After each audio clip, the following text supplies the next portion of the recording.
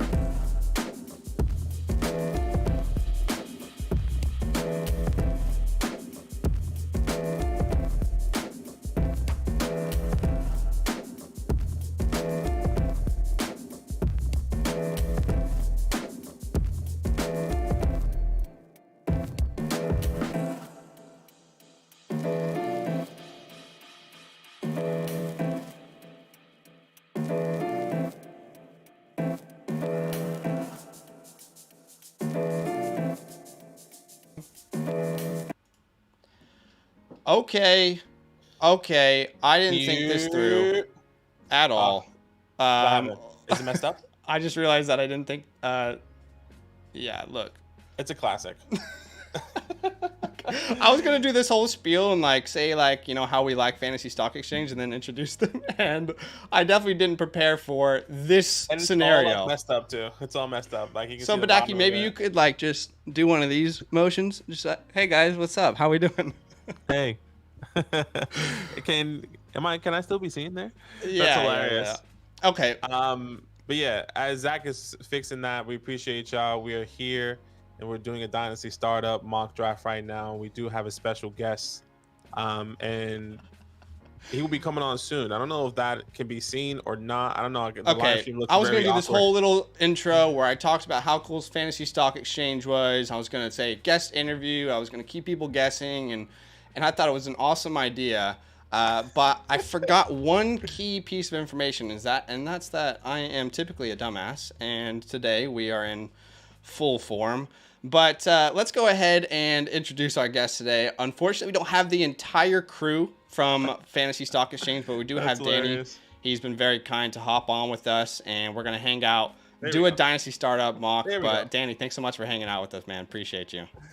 Appreciate you having me on, man. I was just looking at that view and having a good one. You got the table on the view, you got the mic and everything, but Got the whole thing. But Yeah. yeah. Yeah. No, that crouch and the thumbs up was absolute gold. But no, you told me need a spot for a mock draft for a live stream, and I'll never turn down a fantasy football mock draft. Appreciate that, man. Thanks for hanging out. Hey, guys who are in the chat, if my mic is too loud, if Danny's is, or if Badaki's, just let us know. We want to make sure that you guys have the best experience. We don't want anyone too loud, too soft. So let us know. But we see you in the chat. Thank you so much for hanging out. What's up, John? What's up, Angel? What's up, Colin? Mighty Booch. I know Mighty Booch is a big supporter of us both. In fact, I'm pretty sure she signed up to both. Like, she made 2 accounts because she loved us both so much. She's like, in I the couldn't No Flock choose. and Startup. No Flock and Startup. If you guys would have seen, if of course there's going to be overlap with us, Dynasty Land, and of course with Mason. There's actually a couple videos we put up over on Mason's channel, Dynasty Fantasy Football Flock, where we talked about some of the startup values. We talked about my own draft, and Mighty Booch is actually in that league. Oh, I love that. She's everywhere. Awesome. She's actually she's one of the foundational pieces. You know, you have your foundational pieces in Dynasty. That's Kingdom Builder. We call him Kingdom Builder. Cornerstone assets, baby. Okay. So, what's up, everybody? Thanks for joining us. We see you, Flock. Welcome in, guys. What's up, John? What's up, John Herbert? What's up, Chris? MP? What's for lunch, brother? What's up, Nathan? What's up, Harmon? What's up, Lazy Bones? What's up, Jay Stump? Good to have you guys here hanging out with us. But let's get to the damn thing. No need to waste too much time. If you guys want to join us, sorry. I'm hearing an echo. Are you? Okay. I could be wrong, unless I'm tripping right now. I might have 2 links up. That's a lie. You have 2 links up? Do you have the YouTube stream up? Well, no, because I'm hearing 2 different audios, right? So people are saying no echo. Just let's get some thumbs up in the chat. This is a disaster. We have no idea what we're doing here. Anyway, it's actually, Danny, you are our first ever collab with any piece of content ever. So welcome. Clearly we have no idea what we're doing, and that's why no one wants to join us. But hey, hopefully I can help set the tone. Get it ready. I love it. Amen. Come on. Okay, so I actually wanted to ask you a couple quick questions, just icebreaker questions, okay? Far away. Because we don't know as much as we'd like to know about you, right? But all right, I want you to say the first word that comes to mind when I say the following phrases or words, okay? Because this will determine a lot, as if we're like, oh, we like that guy, or let's see. All right, so first thing that comes to mind when I say the word Scranton. Scranton. Oh, Canton. Oh no, this is not a good start, Danny. This is not a good start. Is that an Office reference? Yes. Is that an Office reference? I was looking for some sort of Office. Michael Scott? Yes, that's great. That will work. All right, first thing that comes to mind when you hear Catalina wine mixer. Oh man, Will Ferrell. Okay, I'll take it. Bam! Okay, best fast food. Oh man, I mean, Is that just like takeout, or is that like any type of fast food? I would say strictly General? fast food. Strictly fast food. Yeah. You Now, fast are food? we? Oh, not often. Only that's what I was going to ask my next question. Are we sober, or are we, intoxicated in the situation here? Why don't we put it in this scenario? Whatever you would eat the most times in 1 year. Let's say that the most times in 1 year. What would that be?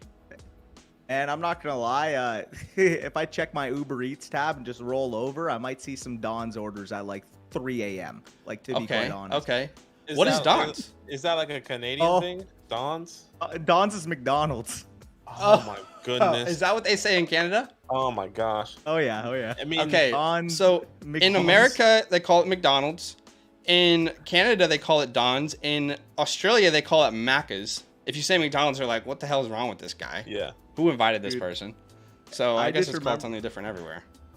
First year uni, I had an Australian exchange student that was like living in our res with us. Yeah. And I remember she was like begging everyone, "Can you try my Vegemite?" Like, Oh, I didn't. oh my I had goodness. no clue. And they were, like, I ended up figuring out she was trying to troll us because it's like the saltiest food ever. And she's like, "It's straight like peanut butter." Yeah. Yeah. The It- concerning the thing is Australian that accent. concerning thing is some people actually like Vegemite. Yeah. God. My wife. Your wife likes it? She Oh well, God. it's like a niche thing. She only eats it when she feels sick, which is odd because it makes me feel sick. People like a people salty say you substance. have to thinly layer it, and I'm like, if there's an instruction manual to the food that you like, it's probably not good. Okay. So if that's the case, is it just basically like Australian butter? Like, is that how they treat it then? Like, you don't want to put a lot of butter on your toast. Well, You don't wanna apparently put a lot of butter Vegemite is on it. the important piece to match with it. Yeah, you put Oh. you toast your bread, you put some butter on it, and then you put a pinch of Vegemite. Some people go crazy and they put a lot, but I don't know, man. I'm not for it. MP is Australian, so he knows. In the chat, yeah. Okay. Okay, so last one I want to know, what comes to your mind when I say let's do two different categories. First, football, the GOAT. Who's the GOAT? I mean, okay. Please You don't have to say. say Tom. You have to say Tom because of the accolades. Yeah. But Okay. do I think Patrick Mahomes is a better overall quarterback than Tom ever was? Ooh. Absolutely. I love it. I'm gonna say that right there. You're speaking my Tom- language here. Patrick does things on the field that Tom can't do.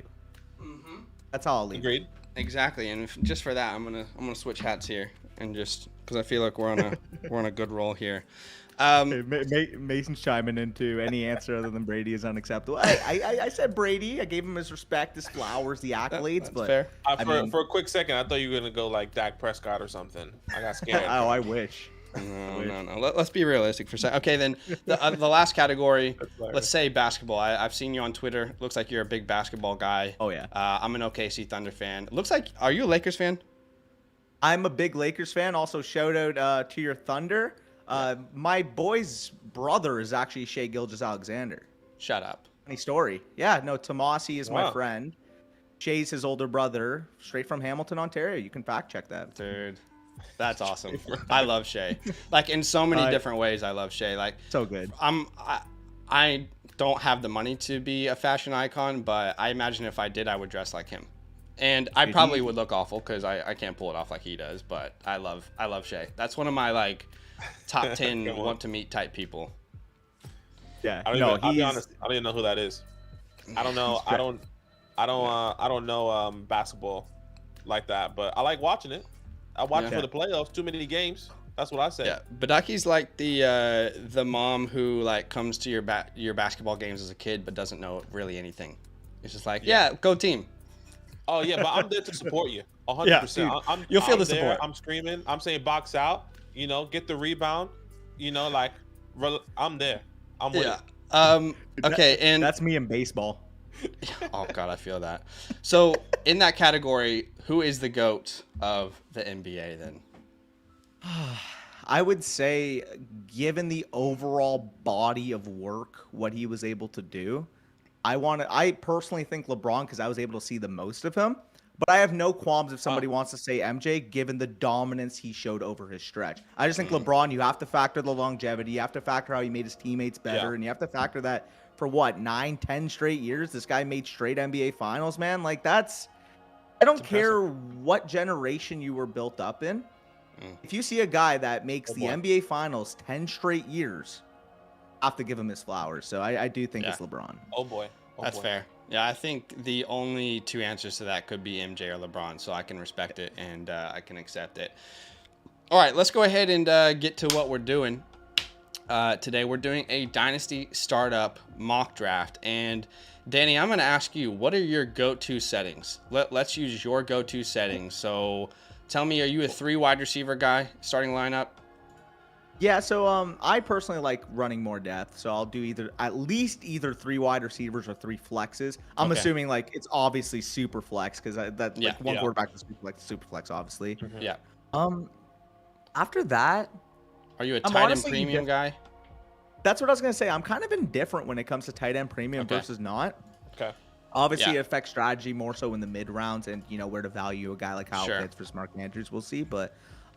I'll probably say I personally enjoy 6-point passing touchdowns. Same. Yeah, that's really the only format that we play. It just doesn't, in my mind, it's like, okay, it's a touchdown that's worth 6 points in every scenario except for this one for some reason.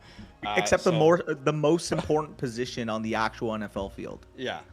So I'm with you. Okay, so let's go ahead and let's do super flex. We'll do 3 flexes and non-tight end premium, just so we're all on the same page here. But if you guys want to join today's mock draft, Badake, how can they go about doing so? Yeah, all you have to do is join our Discord, link in description below. Go to the Fantasyland tab, go to content releases, and that's exactly where you'll be finding the link. Once again, join our Discord, link in the description, link in the chat. Go to Fantasyland tab with the orange footballs, content releases. That's exactly where I'll be posting that link. It is first come, first serve.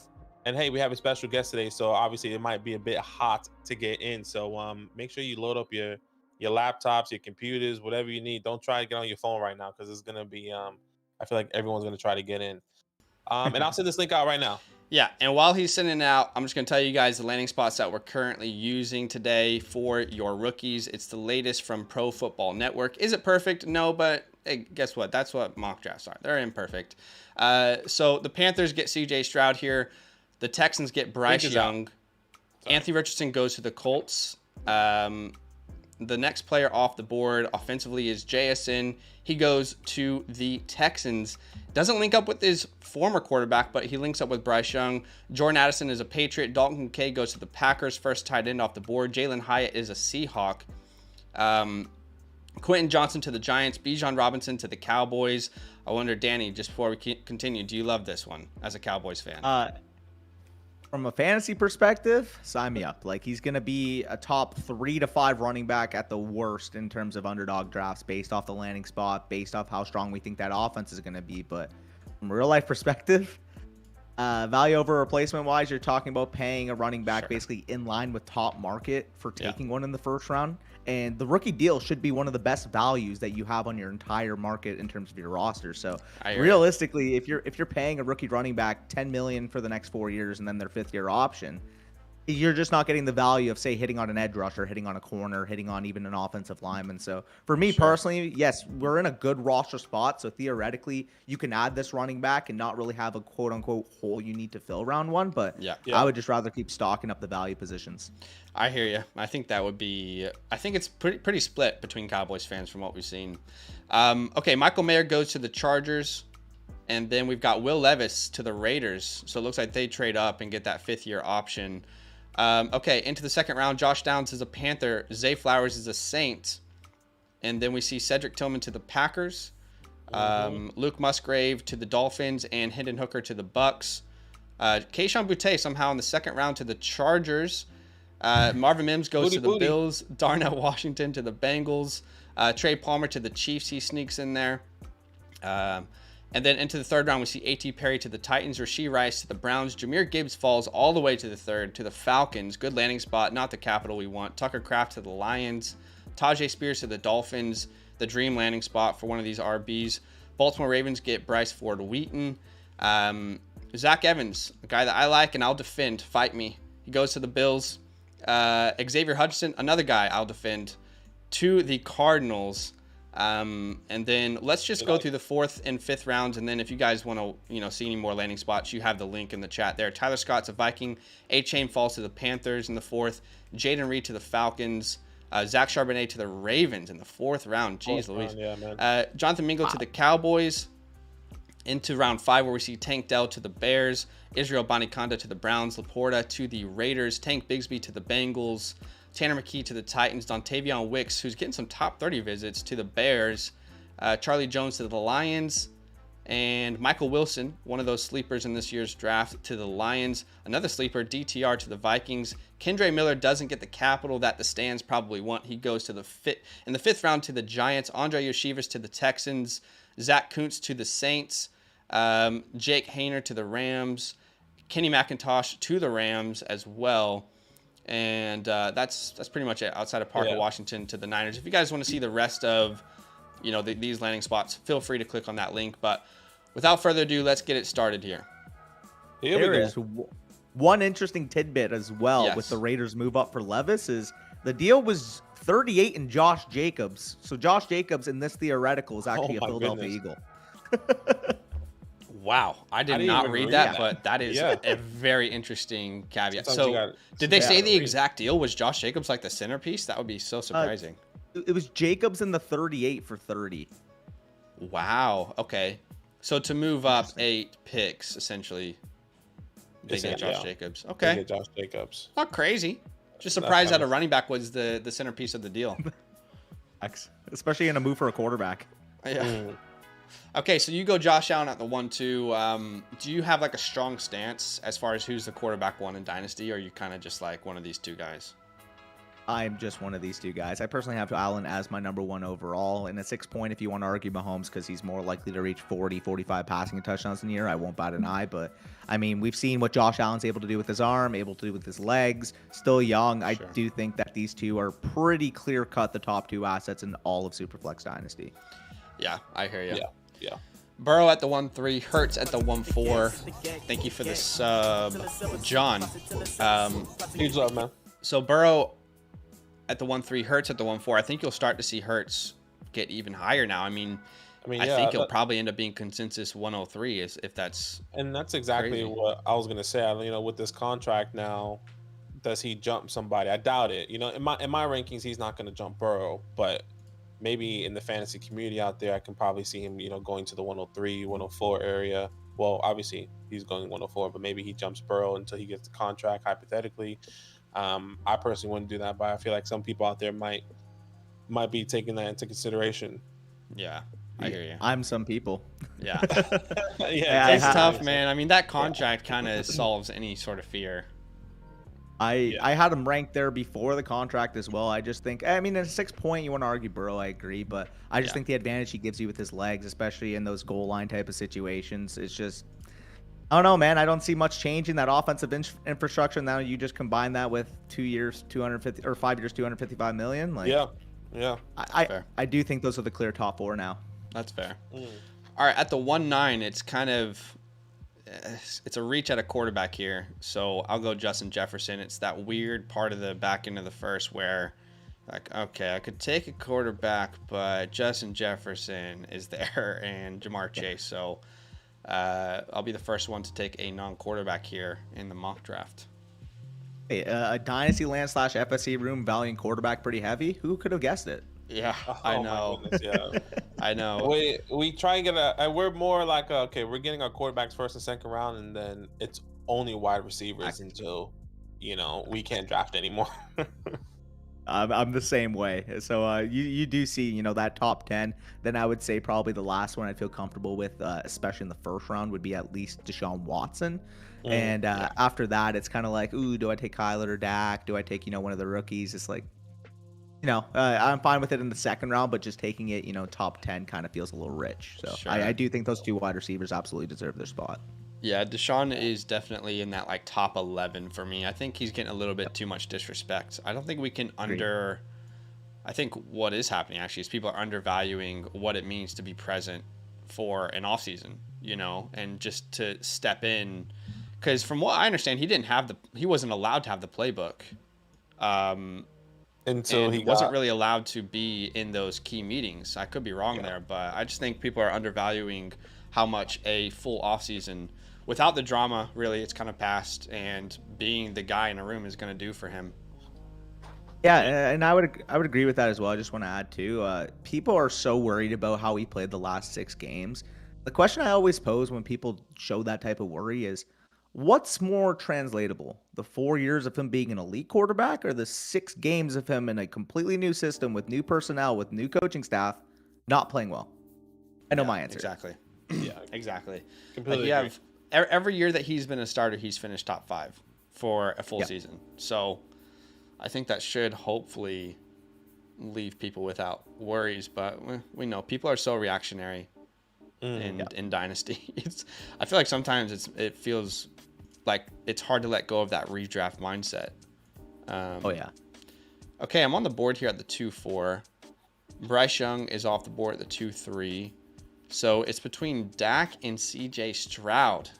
And Stroud went to the Panthers here. Bryce went to the Texans. To the Panthers, number 1 overall. I kind of love that landing spot. And I'm sorry to do it, Danny, but I'm going to leave Dak on the board. I'm going to grab CJ Stroud here at the 2-4. And, oh, boy. Dak would have been my pick if CJ wasn't available. For sure. I was praying somewhat that Dak would somehow make it back, but I knew Badake was probably going to snatch him anyway, so it didn't matter. That's the thing with picking early. It's like, don't get me wrong. If anything, I would rather go out and choose, Josh Allen and Patrick Mahomes and be comfortable, but you do miss out on this, like, mini tier 3 of quarterback with the rookies, with Dak, with Watson. And if Anthony Richardson gets scooped up, I do think that the tier is kind of desolate. Yeah. How do you feel about that, by the way? I mean, firstly, Dak Prescott is getting a little bit too disrespected, I think, within the community at the moment. But on Anthony Richardson, where are you comfortable to take him? Because I've personally I've been struggling with seeing him go mid-second round of Dynasty startup drafts. I'm fine with taking him in the top 20 personally. Oh yeah. It's simple to me. It's basically the Trey Lance bet where, he's going to get top 5 capital. Obviously Trey Lance himself, he lost value, but realistically in more sharper rooms, Trey Lance is still going to go in the early 4th round. So you're telling me absolute worst case for a top 5 selected quarterback with this rushing ability, especially if he lands in a spot like Indy. We're not even factoring that Trey Lance got to, Kyle Shanahan, right? If he lands with Steichen and Indy, that is the exact situation that we saw Hurts absolutely blossom. That's how you have to approach with a guy like Anthony Richardson if you're an NFL team. Put him in a system, let him use that athletic capability to it as advantage at the beginning of stages of his career, and let him learn on the job. We already saw, I don't know how significant the S2 test is, but him and Bryce Young were the clear top 2 scorers on that, which is basically a test in terms of being able to adapt and learn to new information, solve on the fly. So for a 21-year-old quarterback, you have that testing baseline. You already have the athletic gifts. You just kind of have some issues in terms of the overall accuracy and overall mechanical side of the game, where you give him 2 years. It just boils back to me, the risk reward. If I'm taking him at the end of the 2nd round and I got an asset that can be a top 5 pick by this time in 2024, I'm okay with taking that swing. I hear you. I definitely hear you. I just get so worried that that is a pillar pick, and man, that could go sideways. But I think you're right. The commitment from the team is there, and it's a great coaching staff to join there in Indy. The biggest thing for Richardson is definitely landing spot, without a doubt. If he goes, and I've always said this, Colts, Panthers are my 2 favorite landing spots for a quarterback, just based off of, the history and the coaching staff that are there to upbring a quarterback that does have a lot of question marks, because once again, we've seen the history. So let's see if he actually goes there. Let's see if he goes to I love that pick. I love it. Kyle, okay. Tell us about it.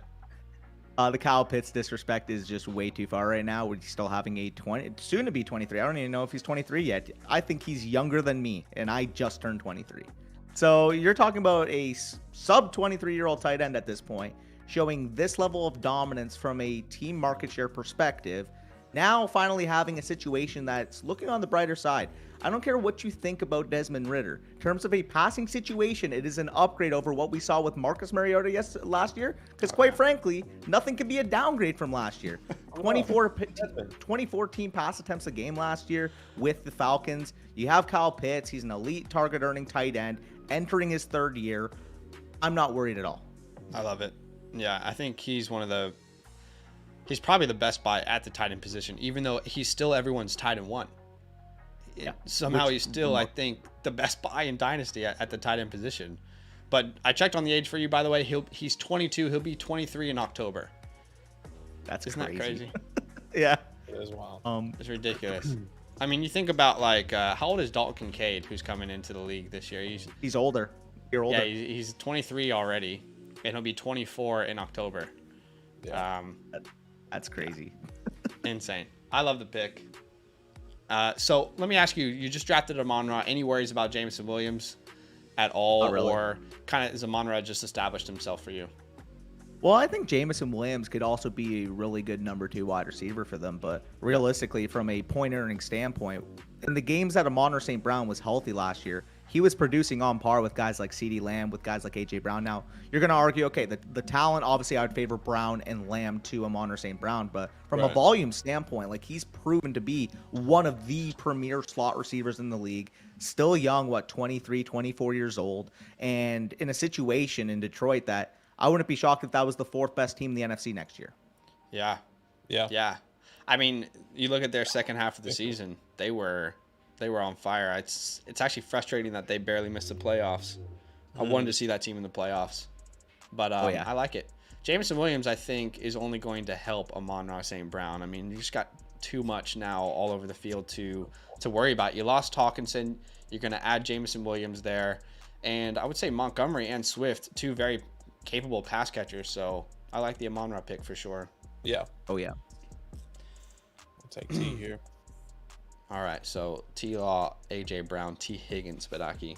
No quarterbacks really that I feel are screaming out at me now. In this middle round here, you're in this weird area, right? The 206 to, I would say, probably to like the 29, 210, where you kind of have to smash the wide receivers here, kind of get your guy, because you either, in my opinion, you kind of reach for A-Rich, you kind of reach for a Tua, or you just wait. You wait to see who you can get in the 4th round, in the 5th round, in the quarterback position, because there are some guys that you can potentially get.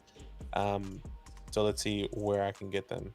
Yeah, I was really hoping that London might fall to me there at the 3-9, but now he's on Benny Huevo's team. Benny Huevos. All right. Mark. Pretty obvious pick for me here with Devonta Smith. The quarterback is locked up long term. He looked fantastic alongside AJ Brown. Yeah. And I'll take him here at the 3-9. Try and build up that wide receiver room. But if we're all doing it, maybe there's going to be some running back values on the board here soon. Yeah. Quickly going to circle back to, you mentioned where would you feel comfortable taking Anthony Richardson? Another reason why I'm comfortable taking him where Colbone took him right there is after him, I don't want to touch a quarterback till like round 4 at least. Like Trey Lance and Tua, I think are the only guys I would mix in before round 5, to be honest, because then you get to Kirk Cousins, Daniel Jones, Kenny Pickett, Ross, like Goff. I don't want to take those guys ahead of their ADP. I would rather just not feel pressed, not have to take my quarterback 2 and reach on him, but rather, take somebody that falls and feel comfortable with him as my 3 at that point. That's fair. That's fair. I think A-Rich he's going to set a precedent for that type of bet. In 2 or 3 years, he's going to be the reason we bet on players in that situation, or the reason that we're worried. I just think there's no way around it. He's going to set that precedent. But man, I think to the Colts, that's just a perfect landing spot. Yeah, it is a perfect landing spot. And did they get a wide receiver in this draft, by the way? The one that we're using? I think they... Is this the one they got, Downs or Flowers? I don't think so. I think Downs went to the Panthers and Flowers went to the Saints. Okay, never mind then. 35, right? They got Foskey in the 2nd. Take a look for you guys. Edge, cornerback, OT, guard. Oh, damn. They didn't go wide receiver at all. I mean, that's fine. In Pittman, we trust. In Pittman, we trust, yes. Another really good buy low right now, I would say. Exactly. Early in the offseason, you could get him for like the 110, 111. It was pretty wild. I mean, fuck. At one point, when people just wanted as many numbers in this class as possible, I wouldn't be shocked if you could have gone for like the 202 and the 210. Like people just wanted to get rid of any single active player on their team, which I can't blame them for at some points. Just not a guy like Pittman. If there's guys, circling the round 9 to 13 range in startups right now, and you just wanted to pawn them off for rookie seconds, like I don't mind at that point, but getting into the Pittman range, that's kind of like, this guy can help you win a championship if you have him. And worst case scenario, you hold him till end season. He's still going to have, value insulation to the point where you could probably package him in a 2 to get a future first at that point. You could probably, at some point in the season, say week 4, week 5, somebody's making a push. You can probably either get a 2024 straight up from a contender or from a middling team, maybe package a 2 and try to get their pick. Like there's just so many different points in time of the fantasy calendar where you can capitalize on that type of value, and selling Pittman right now is just not the time to capitalize. I hear you, and I wholeheartedly agree with that for sure. Hey guys, thanks so much for watching us tonight. It's a fun stream. Got Danny on. Unfortunately, Corey not feeling well, wasn't able to join, but big shout out to both of these guys. Do us a massive favor. Go ahead and hit that like button. Our like goal for today's stream is 100 likes. If you help us get there, Danny has so graciously agreed to do a rookie mock draft with us right after this. So if you want to see some more content, go ahead and smash that like button. Help us get to that 100 mark, and you're going to see more content tonight. So I know you mentioned you're not comfortable with Daniel Jones. I kind of think I'm starting to get all in. The talks about wide receiver in the draft. The talks, obviously, Darren Waller coming to town. Last year, 700 rushing yards and 7 touchdowns. I think I've been too harsh in the past, and I'm trying to change my ways. I'm trying to, give the guy a chance. Who has he had to work with? Kenny G. I mean, Kenny G's a walking meme, unfortunately. So his best weapon ever is a 31-year-old tight end, and he already finished top 10 last year. I believe in Dayball. The old Dayball. Let's grab a little Danny Dimes here, because he is the last one for me where I'm just like, oof, I don't want to go a quarterback after this point. That's where my cutoff is there. So I'll take Danny Dimes, and in New York we trust, unfortunately, as much as I hate to say that. That's right. Talking of Danny Dimes, that's what I was trying to get. He had the 4.7. It's okay. You got to pivot now. Pivot? Yeah. Pivot? I don't mind it. I know if he fell to me, I wouldn't feel good making the pick, is why I said that. I hear you. I don't feel good having Daniel Jones on my team, but I'm taking a leap of faith here. I don't want any Giants on my team if I could have it that way. Hey, Badake, what do you feel about that? I mean, don't get us started on the NFC East. This has been our relationship for the whole time. Washington is shit. The Giants are the best. Eli Manning is probably the best quarterback ever to live. But that's just my bias. It wouldn't be a Dynasty Land stream if we didn't talk about Eli Manning somehow. He just sneaked his way into conversation. Let me ask you a question. Name a quarterback that went against the GOAT that you mentioned earlier and beat him twice in probably one of the biggest games in the world. You talking about the Eli Manning discourse right now? I mean, that's all I have to say. That's all. That's the only argument I need. So all that, I have you make my pick. I hate to defend this team, but is Nick Foles half of Eli Manning? Come on, talk it up. Eli. And I got auto picked. You love to see it. Well, I had a you got auto. See that, and that's the penalty for defending Eli Manning is the auto pick. Wait, I had him on my team, but I wanted to double check if there was anyone else. Yo, you auto pick sniped me. That's crazy. I love that. I love Judy, man. Yeah, same, dude. We're big Judy guys here. I mean, I was a year too early on the breakout. Feel not really, but yeah, that back half of the year, a lot of people are not paying attention to that. Brought him as a buy low actually about 2 weeks ago. That video did really well, which was cool to see. About 6 days ago, but brought him as a buy low. From weeks, I think 12 or 13 onwards, he had more points than Tyreek Hill. This is per game. More points than Tyreek Hill, more points than Amon-Ra St. Brown, Devontae Adams, CeeDee Lamb. Like he was on a different level from weeks, I think 12 or 13 onwards. And Sean Payton, man, you cannot underestimate what Sean Payton's going to do for that offense. Wow, this is George Pickens. Sorry, continue. Yeah, it's funny you mentioned that because I literally said I literally tweeted something out about him that in it includes when you consider that this includes 3 dud games, right? In 12 games that he was like fully healthy, 92 targets, 62 receptions, 896 yards, 6 touchdowns, which equates to about 15.7 PPR points per game. So he was genuinely good when he was healthy last year. Yeah. With that Too being much said, hate. I'm on the clock here. Yeah. I can't pass on this guy at this value, and Mason's probably pumping his fist in the chat looking at that, but I can't pass on Trey Lance at the 411. I just Trigger can't. Trey. Okay, so this is a dangerous topic on this channel because typically in the past it's led to disagreements, arguments, debates, and typically Trey Lance has this aura around this channel where he just takes over and then we can't move on to any subject. But I'm going to give you, and just for context, you know, I don't know where Mason stood last offseason, but there probably wasn't a bigger my guy in Dynasty than Trey Lance, and that just fell flat on its face. And I'm sitting here in the offseason just a broken, wounded person, not sure how to react to Trey Lance. So I'm going to give you the floor. How are you valuing him? What do you predict is going to happen? Talk us through your Trey Lance opinion here.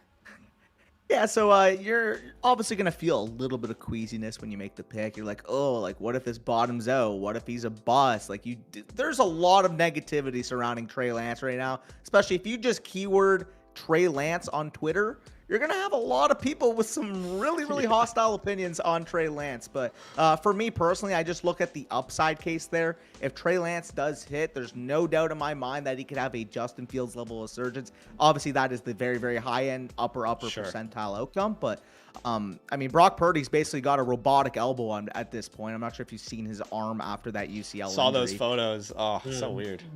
Very significant injury. And if Trey Lance is getting the opportunity to start in week 1, I don't think he gives back that job. I think the rushing ability, I think that perfect match in that scheme with Kyle Shanahan, with, you know, he could sleepwalk into 650 rushing yards as his quote-unquote rookie season this year, considering that he's played all of, 3 starts in the last 2 years. So, yeah, it's a little bit of a risk, don't get me wrong, but if I have the potential to hit on a 23-year-old Konami code quarterback at the 411, I would rather miss and live with the consequences than not take them and live with the regret.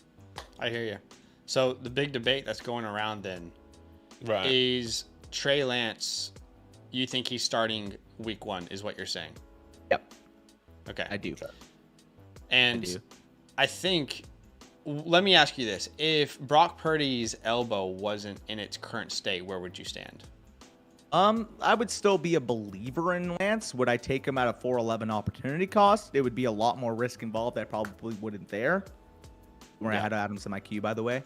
But because you have that injury mixed in now, I'm comfortable taking him at the 411. But if it was a few weeks ago and you want to say, hey, I want to wait until 611 to make that pick, I wouldn't fault you in that because obviously it's a lot bigger of a comfort level. I mean, you're talking about an opportunity cost of taking him over Addison, over Hawkinson, Adams, some of the guys going in this range versus at the 611, you're probably looking at, you know, him or Terry McLaurin, him or Marquise Brown, him or, you know, fucking DeAndre Hopkins. It's like at that point, like, you know, you don't feel as worried about the downside case.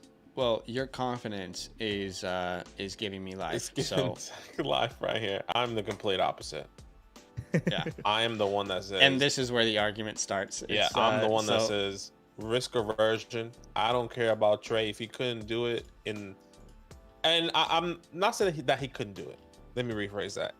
If it hasn't been seen now, I think it's really difficult for me to believe in that. And if even for Kyle, right? Like he's saying, well, Brock Purdy's our QB day 1. I'm like, well, if he's not even saying the guy that I invested in trade up three future first round picks and I'm going with Brock, still with the noodle arm, is like, oh, okay, like where should I really go here? So now I'm just full on risk aversion. I don't want Trey, I don't want Brock. If you have both on your team, cool. Like you're probably the best scenario. If you only got one, unlucky. The joke is on all of us because Sam Darnold is starting week 1. And that's another thing. Funny you mentioned Darnold because he fell to like the 22nd round in the no flocking league, and at that point I'm like, I'm so high on Trey Lance, may as well just get a little hedge here in the 22nd round. If he doesn't pay off, cool. I spent the 402 equivalent on him in a startup, big deal. Yeah. Right. But it's funny that you guys actually disagree on Lance because it's the same thing right now with me and Corey over at Fantasy Stock Exchange, right? Corey's a little bit more worried about what's going on there with Trey Lance. Obviously, what Badake brought up, like not being able to get on the field, it is concerning. Don't get me wrong, but I just feel like every pick comes with opportunity cost. That's the downside case, and I'm willing to do that. Willing to forego that for the upside. Yeah. I definitely hear it. You know, I mean, it's difficult and tough to kind of. Damn it. Burks. Two guys actually, Tahan and Burks. But Austin, yeah. Mm-hmm. Yeah, man, I can't tell you the amount of streams that have turned into a Trey Lance debate where it's like we literally say, all right, we're not going to talk about Trey Lance because it'll take off the entire stream. An hour later, we're still talking about Trey Lance. Yeah, it's undeniable, unavoidable. But I've got a lot of Trey Lance on my team, so I am liking what you are saying, and you're giving me the confidence I need. I'll take Josh Jacobs here at the 5'9". Yeah. He's the Philadelphia Eagles starting running back who just came off a rushing title, and I get him at the 5'9", even though we've all been saying don't draft running backs. So YOLO, let's do it here at the 5. I mean, at this point, I can't pass him up. I got to take him here. That's gonna change in a week. Because we're gonna know, we're gonna feel comfortable who we want to be drafting some of these running backs. That is facts. Once we know what's going on in the NFL draft, it's gonna ease a lot of the startup commitment to some of these guys. Just wanted to quickly make the joke that Zach officially ends the streak of no green from either of us three through 5 rounds. Zach ends it at the 5'9". Well, I got 2 Eagles actually. No, green as in running backs. Yeah. Oh, my bad. I immediately went to the Eagles. Okay. Yeah, a little slow over here. That makes sense. We're all on the same page. No, we all knew what was happening. It's crazy that we all hate Eagles and you have 2 on your team. Wow. Be careful. I mean, yeah. At least when I'm watching them dominate the Washington football team or Commanders or Red Wolves or the Washington enter team name, I can do it while my fantasy team wins. I'm kind of hedging my bets here. It's like, I don't know about you, but if I'm putting a parlay on, I'm betting the opposite of what I want in big contests. That way, if my team loses, all good. Like, I just made money, you know. Yeah. But if my team wins, I'm happy. So, you know, worst case scenario, I'm making money. Best case scenario, my team's winning. That's funny. It's funny you mentioned that because I had the inverse scenario. So obviously, as you guys know, Week 16 this year was when the Cowboys played the Eagles on Christmas Eve, right? Yeah. And in my league, obviously I'm a big Cowboys fan. In my league, the guy had Devontae Smith. I had Jalen Hurts who didn't play in that game, so I had to start Gardner Minshew. He had Devontae Smith, and he had George Kittle that week. If you remember that week, George Kittle and Devontae Smith maybe combined for like 80 points. I can't even make that up. Yeah. So I remember that. Yeah. Fantasy semifinals were not nice to me, to say the least. I was in 6 or 7 redraft leagues, got the bye in like 5 of them, made the playoffs, like 9+ wins in every single league, and I only made the championship in 2 leagues. Because the semifinals quite literally all favored the 3rd and 4th seed teams rather than the teams who got the bye weeks. Because for whatever reason, the players that helped you get the bye just no-showed in Week 16. Yeah. So I Lamar on a lot of teams, so I feel that. The most annoying part, if you faced Kittle, was he did, not that he didn't do anything all year, but like he was very quiet. Yeah. And then the back half, like those last 4 games where it mattered most for fantasy, he was like, actually, I'm that guy again. Okay, I'm him. So I'm here. I'm him once again. And is everyone cool with that? And we're like, okay, so fine. Okay, you're him. But yeah, fantasy playoffs were not nice to me either. I won our Badake and I's home redraft league. Yeah. In our home Dynasty league, I felt really good about the team. Stacked at every position. Kyler Murray gets injured, so that's a GG's. Had Lamar in a lot of leagues. Tua in a lot of leagues. They both got injured. Had Kyle Pitts in a lot of leagues. Javonte Williams. It was a rough year for injuries. Yeah, it was all about injury for Zach. So big pain. I mean, it's similar to me in my redraft league. Like, obviously didn't have Jalen Hurts. Like my team.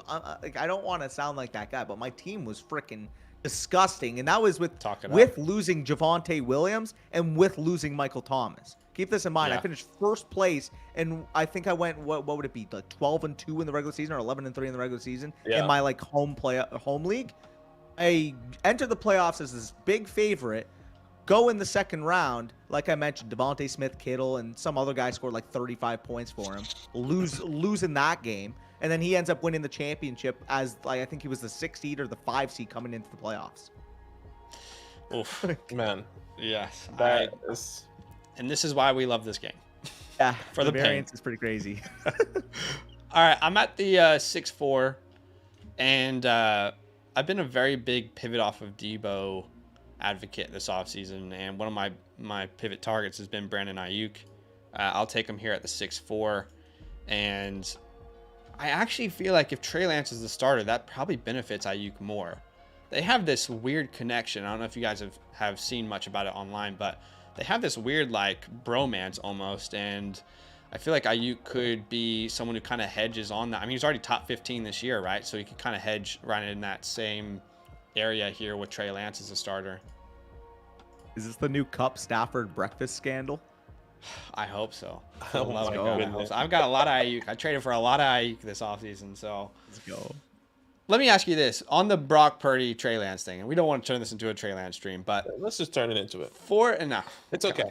For the sake of George Kittle, Debo Samuel, Brandon Ayuk, CMC, who would you prefer to be their quarterback? And maybe it can be different for different people, but for the weapon room or for the weaponry there, do you have a preference?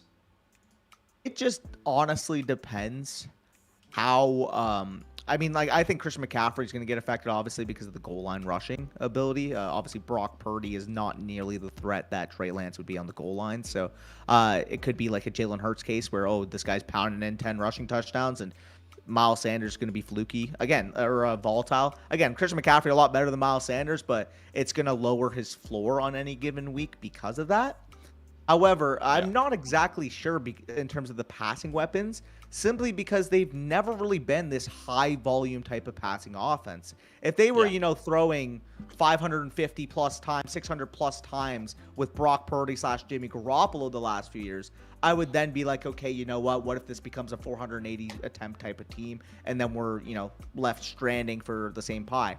But because they're already low volume, I'm not as worried as I should be adding that rushing elite dynamic threat. And if anything, I think the actual efficiency of those targets, even if it's like slightly less, the efficiency will be able to carry over. So I'm not exactly worried in terms of the quality of targets between, Brock Purdy and Jimmy Garoppolo versus Trey Lance.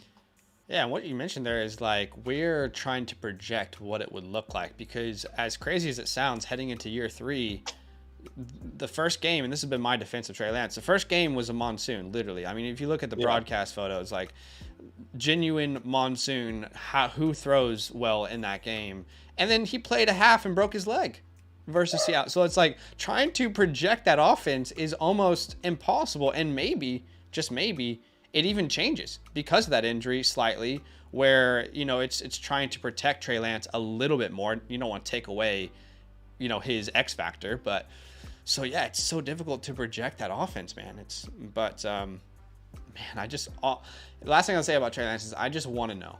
I just want to know. I have so much invested. Honestly, even if he's awful, that's fine. I just want to know. I want to know if he's bad. I want to know. So I can either move on with my life or live with a regret, For real.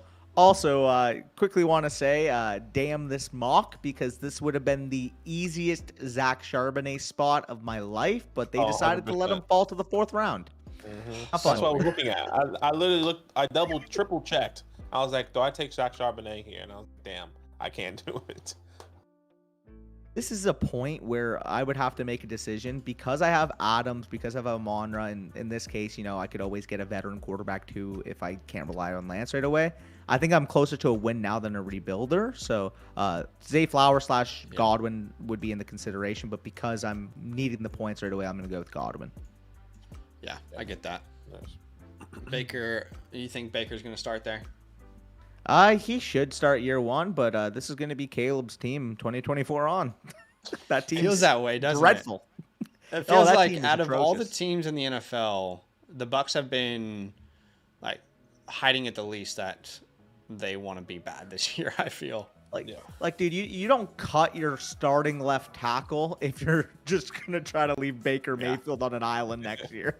Like, let's poor be real. Baker. I mean, My goodness. Baker's done some dumb things, but I mean that guy's had a rough go since that playoff win in Cleveland. Who knew that it would just all be downhill from there? For real, it's pretty crazy what's materialized. Yeah. Okay, so at the 6-12, team one quarterback, 2 wide receivers, a running back, and TJ Hawkinson. We add Miles Sanders. I think that's the earliest Badake we have seen him. Yeah, so since the signing with Carolina. 1, 2, 3, 4. I'm not gonna say it's egregious, but I think it's a little too early for me.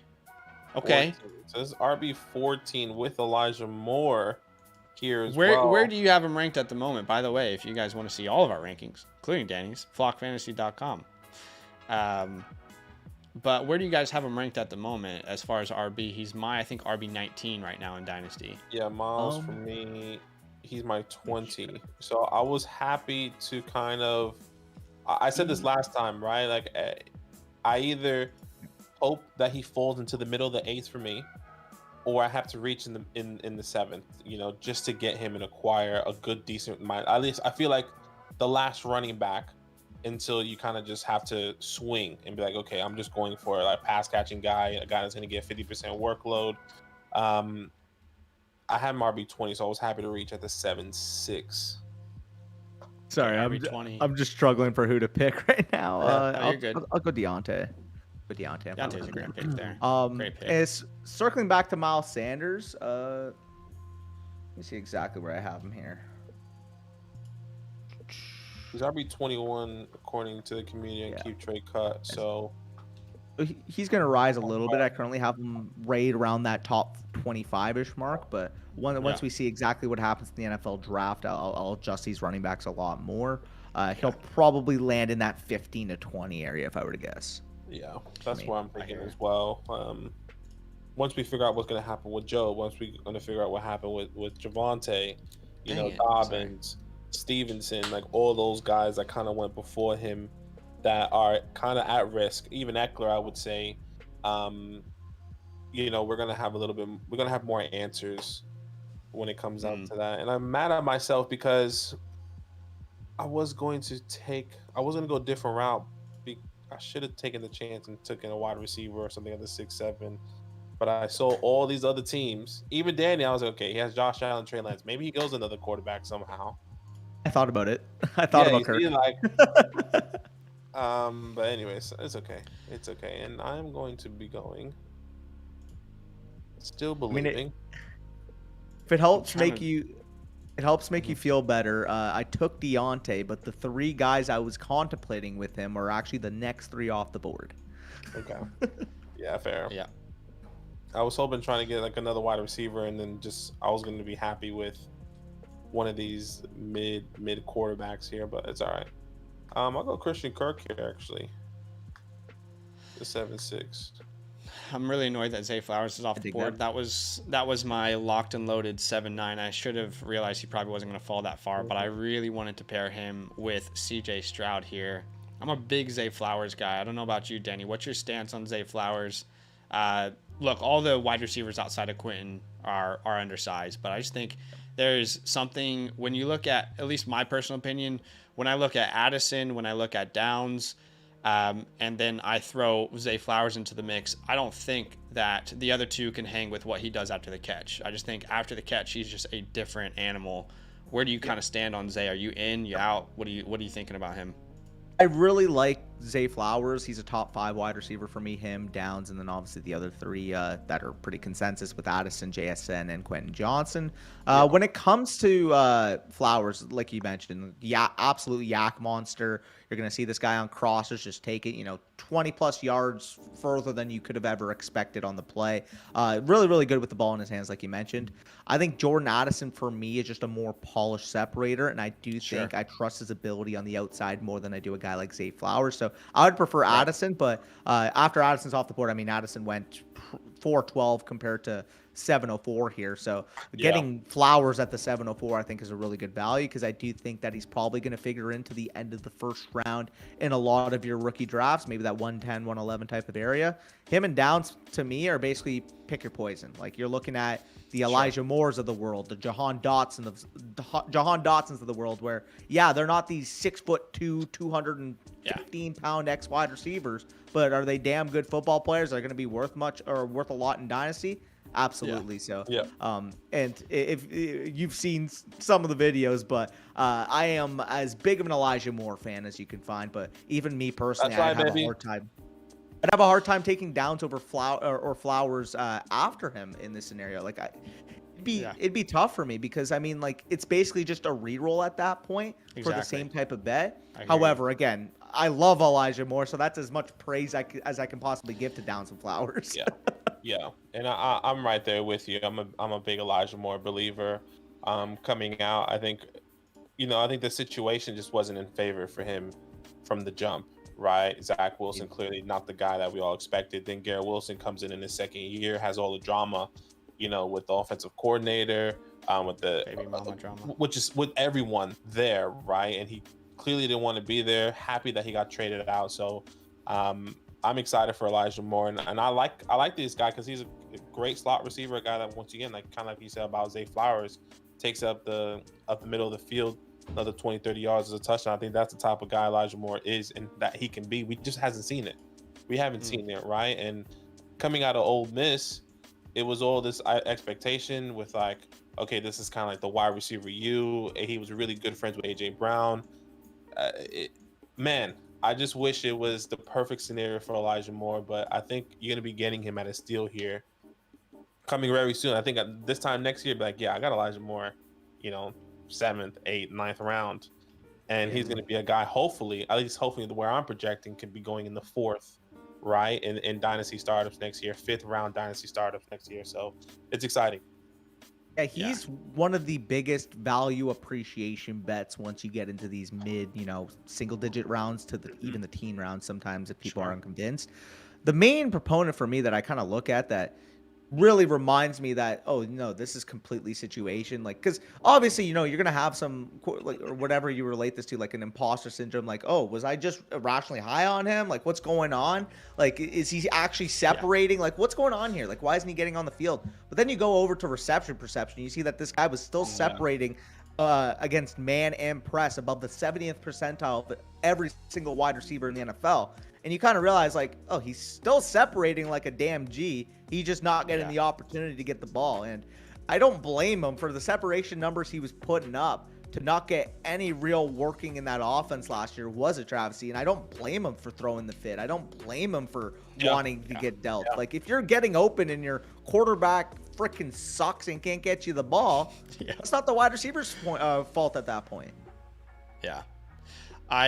I'll tell you what, this is music to Badake's ear. He has been the Elijah Moore truther. He's taken a lot of heat for it, but let's hope that this is the year that things turn around for people in that camp because the talent is so obvious. I mean, you put on the Ole Miss film. I don't know if you're a film guy, but so you put on the Ole Miss film. It's hard not to see someone who could be very successful at the NFL level. Yeah.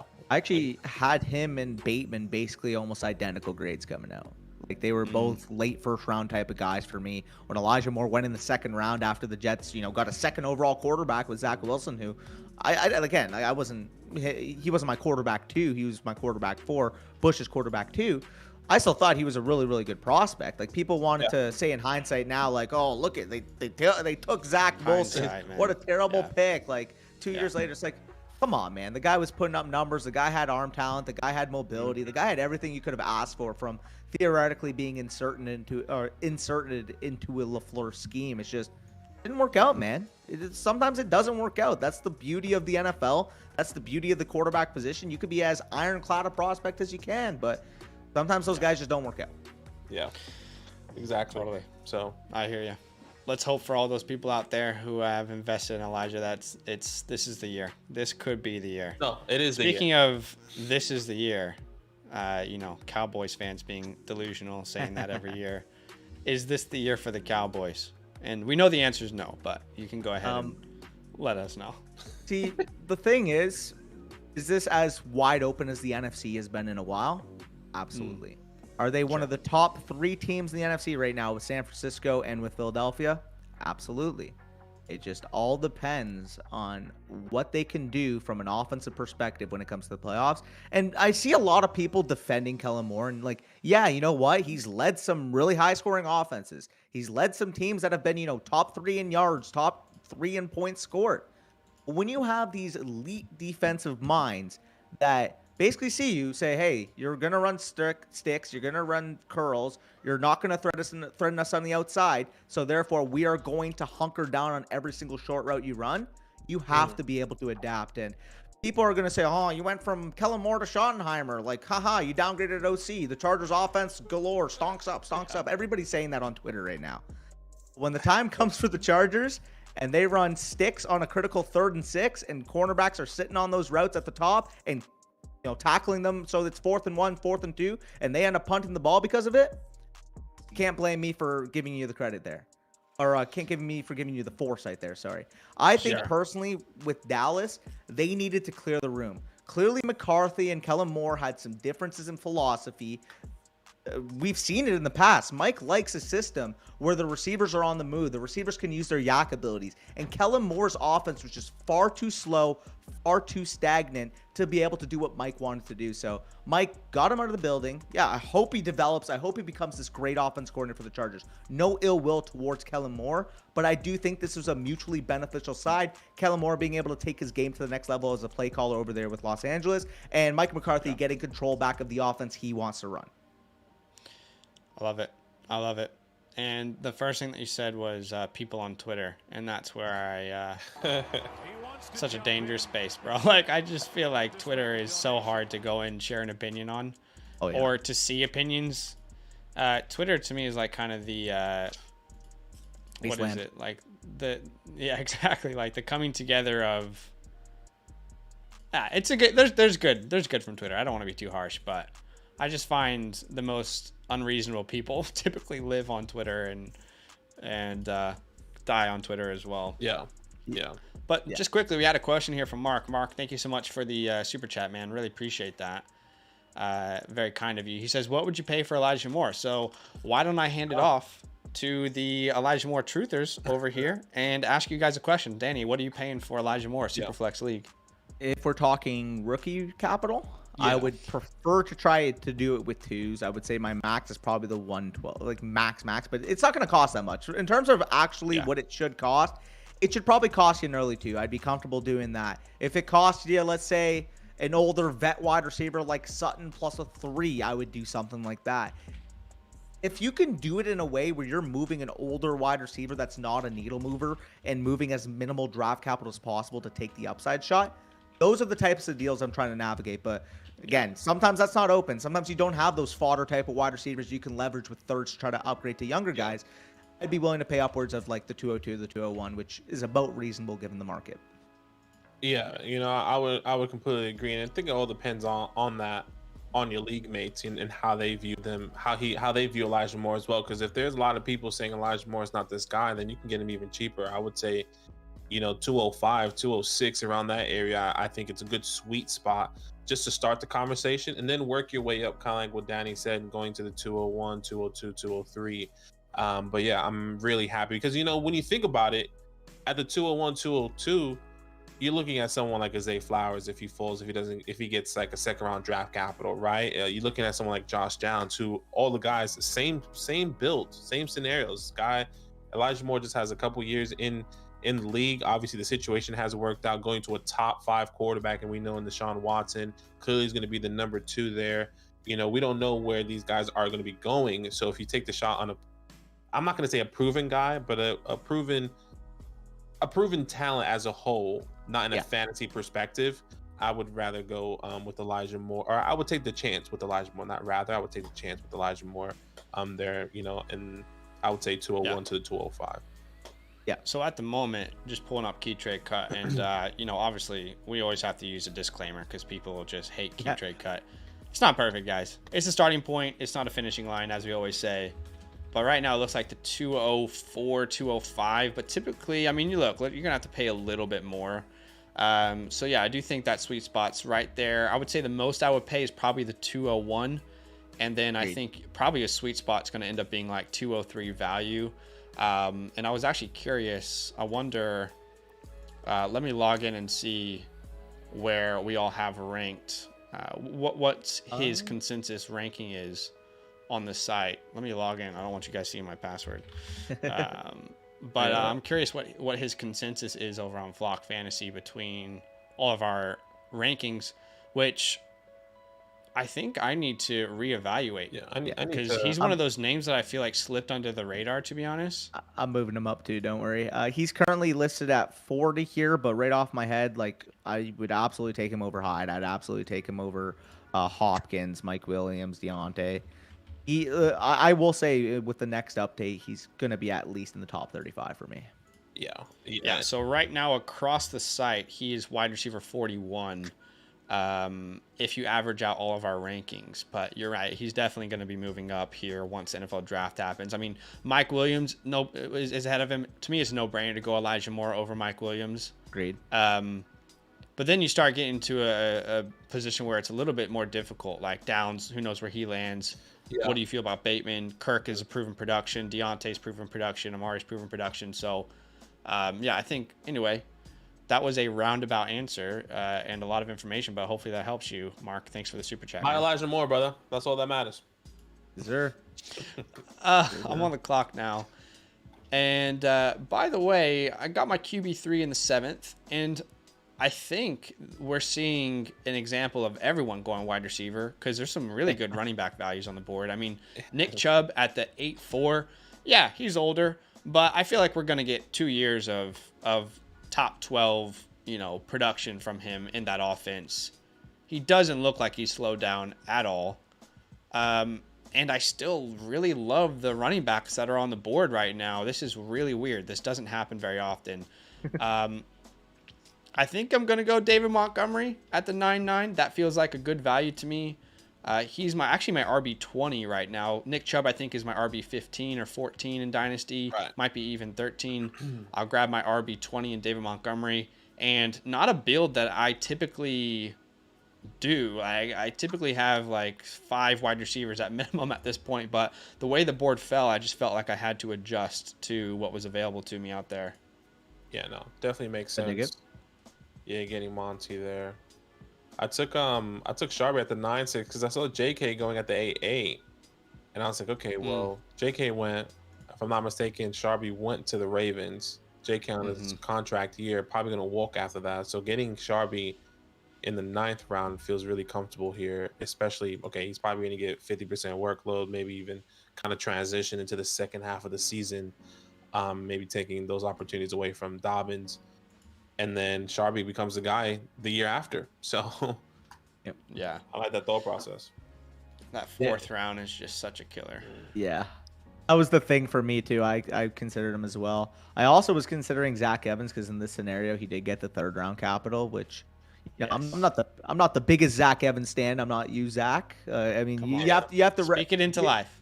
You have to be there for your namesake, so I understand it. Exactly. But all jokes aside, though, I mean it's undeniable to say that this is an absolute aggressive sledgehammer of a runner. Yeah, are his instincts a little bit lacking? Sure. Is he the most complete player on 3rd down? No. But if you're getting a player, especially on the Bills team, that can be that sledgehammer role for the team, and in this scenario probably negate a lot of the contact that you see from Josh Allen in those inside the 5, inside the 10 type of situations. I think 9-10 is a really good value for him there.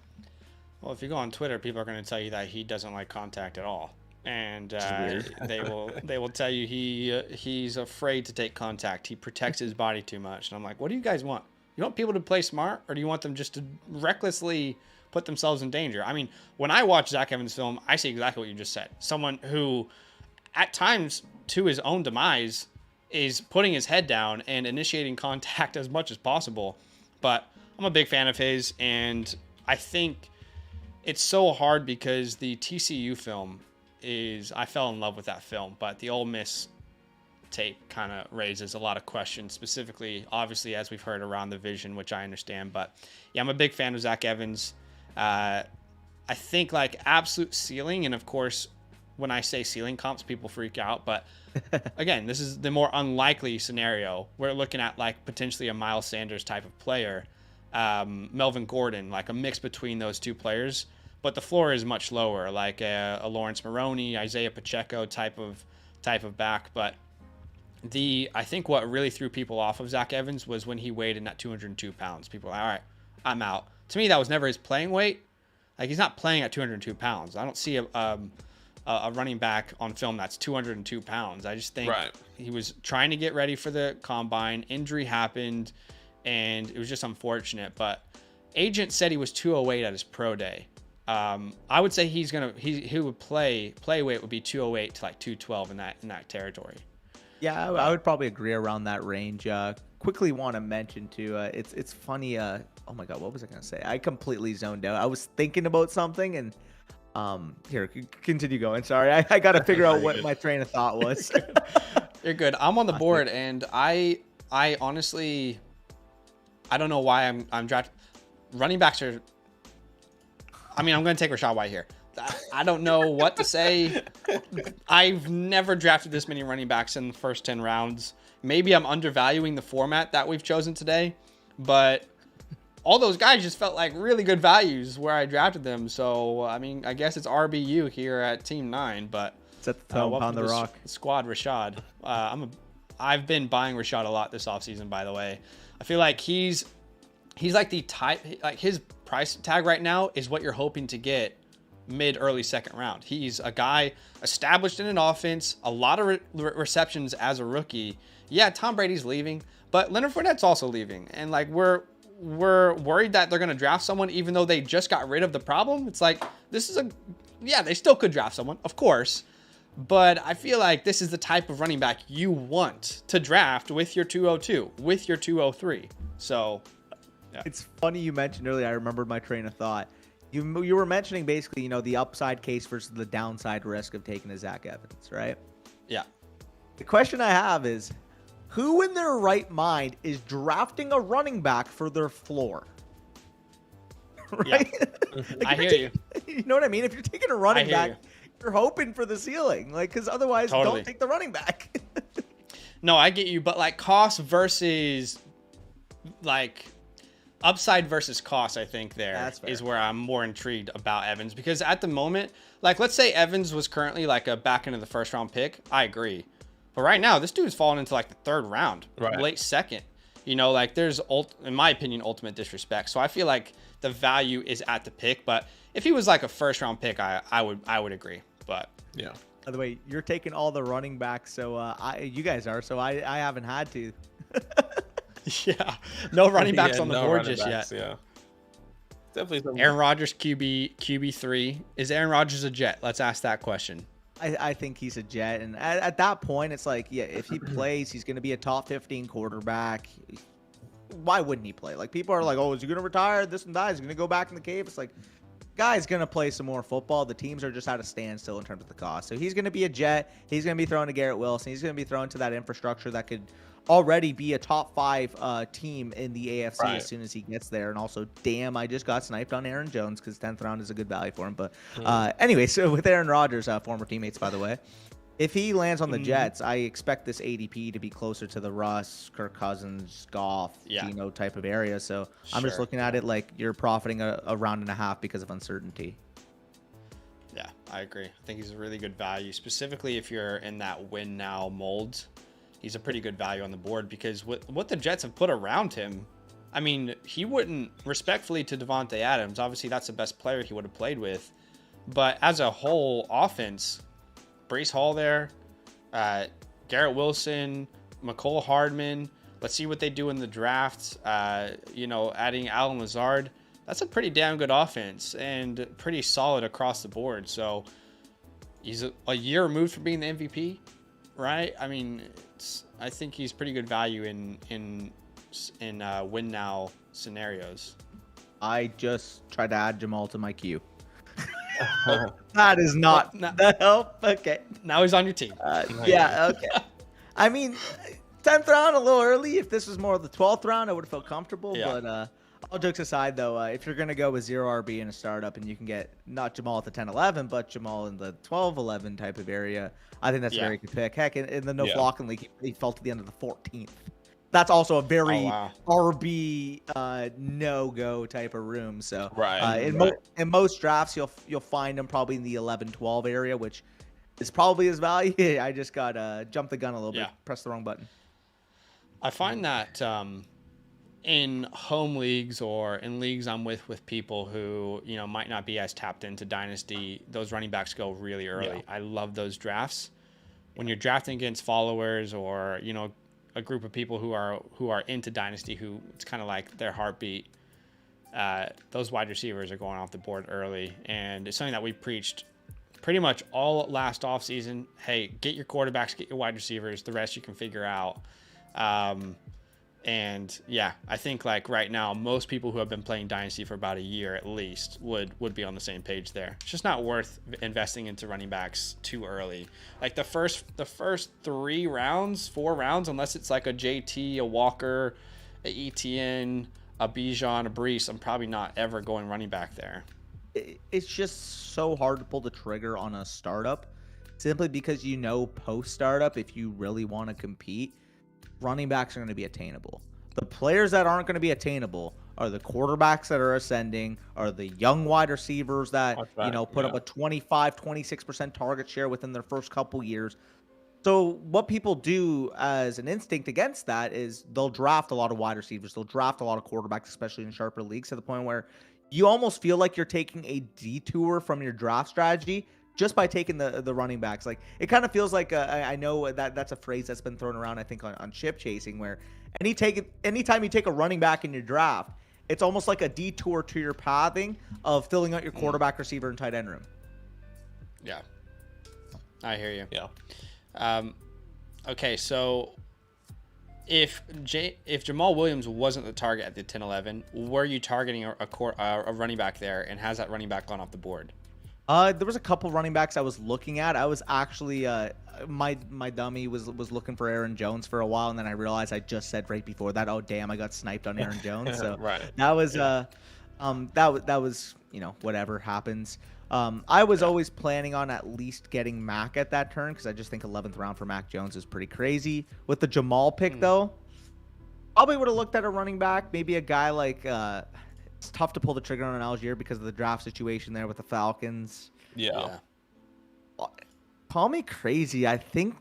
Oh, but then you got Washington with also the news about them potentially taking Bijan, maybe as much to your dismay. I don't know how you feel about it right now. Mm-hmm. Yep. Here at the 11-9, just quickly, I'm going to take Marvin Mims. He's a Buffalo Bill, and I'm pretty sure he went in the second round of this mock draft, if I'm not mistaken. Yep, second round to the Buffalo Bills. Reception perception made me feel much more comfortable with Marvin. I still have a lot of questions. Like, the concerns are obvious. I don't think he's someone, like, when I look at an Elijah Moore type player who's going to play slot, I feel confident based off of the film and the production that he's going to be able to really dominate across the middle of the field. But Marvin Mims, to me, much more of that success came down the field, and you know, didn't really look like a lot of success from his route tree over the middle. So I'm a little more concerned than your average person. But if the Bills are going to take him in the second round, I'll take a shot on him here at the 11-9. I've never been a Gabe Davis guy. Anti-Gabe Davis all last offseason. And maybe this is the answer for them. Who knows? Maybe it's not, but it's the 11th round. Who really cares? Yeah. You know? Yeah. Yep. No, I don't mind that at all. Actually, I don't mind Mims Mims either. He's one of the few wide receivers outside of the top 5 tier that, if you ask me, would you feel comfortable taking this guy in the right situation in the mid to late second round area? I'd be like, yeah, you know what? Because usually in that spot this year, I'm sure you've done a lot of pre-draft work for the rookie drafts. The mid to late second round area is just running backs and tight ends. It's just straight running backs and tight ends. Realistically, like, pick your flavor. Day 2 draft capital running back Zach Evans. Day 2 draft capital Sean Tucker. Freaking Dalton Kincaid if he falls. Darnell Washington, Sam Laporta. You're not taking Hendon Hooker there unless he somehow gets, you know, top 50 capital. But even if he does get top 50 capital, I don't want to take Hendon Hooker there. So you're at a point where I don't want to take the wide receivers. I don't want to take the quarterbacks. So running backs and tight ends are going to fly off the board. He is the one wide receiver. Maybe you make the argument for Hyatt in the right spot where you would stomach the pick, but Mims is one of the wide receivers in that range that gets me excited. I mean, myself specifically, I've been kind of labeled the Jalen Hyatt hater. Oh, okay. Around the YouTube world. And I feel like I've talked about it on the channel to a point where people are like, all right, can you just shut up about Jalen Hyatt? We get it. You don't like him. But I like, with that being said, I agree. For me, second round is strictly, unless like Downs is there, or one of those other running back or wide receivers that just might for some reason fall. It's really running backs or tight ends. I'm definitely on board with you. And I do like this tight end class as well. So if it's tight end premium, clearly it's tight ends in the second, even non-tight end premium. I'm not going to spend like the 201 on Luke Musgrave, but if I have like the 209 or something and he falls to the Chargers in the second, right? Like I could definitely talk myself into going tight end early because I really do love this class, but yeah. No, I agree with you there. Agreed. So by the way, on Marvin Mims, I mean, I'm sure we all know reception perception. Something that stood out to me, he mentioned his success rate versus man coverage, 72.2% success rate, which that puts him right in the category with Jordan Addison and Zay Flowers in that 70+ percentile. That was quite impressive to me. And you can only watch so much film. I didn't really see that as much, but clearly an impressive number based off of the sample that he provided. Yeah. Oh yeah. Okay. I mean, I don't know where to go here. You know, you were just talking about Jalen. Should I take him right here? Oh, you got Hutch. I got Xavier Hutchinson. There you go. We love Hutch. Hey, you got third round capital. Third round capital for him. Yeah. I think he went to where'd he go? Cardinals. Yeah, so I guess maybe he takes over that I guess D-Hop role if he moves on, if he ever moves on, whoever comes in. But yeah, I was gonna put some love on Jalen Hyatt. Not saying that I like Jalen Hyatt, but he did get first round draft capital to the Seahawks. So getting a first round wide receiver in the 12th round, you know, take a swing, right? Why not? Sure. Sorry. Yeah, that's definitely an oversight for me. I didn't even realize that he went in the first. I didn't realize that either. I'm not gonna lie. I was also gasping because I was praying one of the tight ends would fall to me because I mean this is such a value spot to get a second tight end. Aaron Wall to 1208. I get it. Injury concerns. I get it. He's older now, but he's on a new team. He's going to be the focal point of the passing attack, like we were kind of alluding to earlier with the Daniel Jones comments. And when healthy, he's still a top 5 tight end. Like I think that's even keeping it cautious. Right? Yeah. Like he's still a 1,000+ yard, 7+ touchdown type of tight end. So getting him at the 1208, like that's just the type of player you take the production and you ride off into the sunset with. Yeah, he's definitely got it in his locker. It's within the realm of possibilities to recover that form, especially given that he's going to be the guy there from what it looks like. So he is, and I think they can even do a nice little rotation where he won't be on the field as much to kind of keep him healthy there with Bellinger. So it can definitely help his situation and prolong, I guess his health. By the way, I love that pick. Hyatt went at the 7-10. Didn't realize that. Oh, okay, so he was off the board. Okay, good. I feel like less of an idiot. Still feel that way, but I feel like less of an idiot. By the way, I wanted to ask you guys because what are your thoughts? Of course, being the Washington fan, and Badake, if you can chime in as well, on the Brian Robinson versus Gibson debate. Because to me, I'm just taking the one that can catch the ball and the one that's more athletic in open space. So I've been hurt in a lot of different ways. Gibson is one of them. But the mismanagement to me of Gibson, I get it, the fumble issues. I get why that's a concern, but I don't think that anyone could seriously put on, just watch a game with both of these guys. In college, in the pros, watch a single game. It could be the worst for Antonio Gibson. He still looks like the better player than Brian Robinson. If you ask Brian Robinson to move laterally, it's like asking an old man to run a marathon at the age of 80. Like there is no juice laterally for Brian Robinson. Antonio Gibson, on the other hand, when you get the ball in his hands, he looks like this electric playmaker. I know he's not a traditional running back, but to me, I've been Gibson over Brian Robinson. I still feel that way today.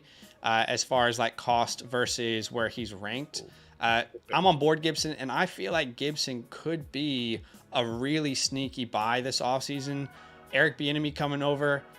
What worked with him there? Of course, he had Patrick Mahomes, so everything worked, and we can't just assume it's going to be Jerick McKinnon and Antonio Gibson takes that role. But I will say they had success.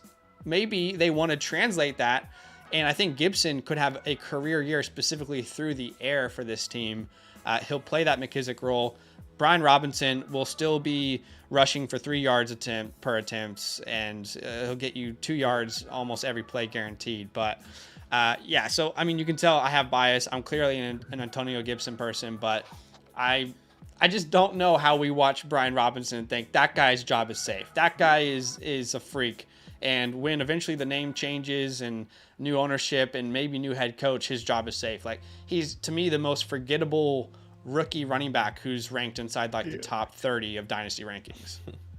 Just adding to that, you mentioned, I can't relate. I can relate because it's just the same thing as watching Ezekiel Elliott getting touches over Tony Pollard the last couple years, to be quite honest. Slow burning, trustworthy. The team loves him. He can pass block. You need a 3rd and 1, he'll get you 2. You need a 3rd and 3, he'll get you 2. He's that type of guy, right? Where he sets the tone. Like, I give him credit. Like, he sets the tone. I love a running back that can set the tone, but you're going to need to do some more other things. You're going to be able to catch the ball. You're going to be able to, break a tackle sometimes. And Robinson, like Ezekiel Elliott. You're going to need to have knees in general. Yeah. Oddly enough, I've been on the opposite side. I like Brian Robinson and what he can bring for the team. And I think, my argument doesn't help now. I think early in the season, before it was all, when he first got drafted, I was like, I saw the pathway. Okay, I can see the pathway of him bringing in, him, leading this backfield, obviously with all the situation of him getting shot. And then, honestly, that really helped Antonio Gibson's argument, right? Because I think if that did not happen, Antonio Gibson would have been nothing, right? I think they would have gone a different, not nothing. Sure.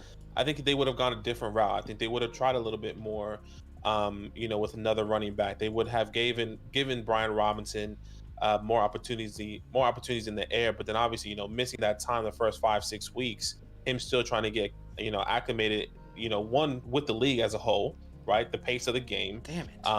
Sorry. All those things really didn't help that conversation. Now, do I believe Brian Robinson is a better running back or overall talent than Antonio Gibson? Absolutely not. But I think in a fantasy perspective, you're right. He could get you the first and second down, guaranteed, right? Guaranteed first and second down. Could be that goal line guy. And I think Antonio Gibson already lost his job week 1 preseason. His job, in my opinion, was done. It was like, okay, you fumbled. Now you're returning kicks.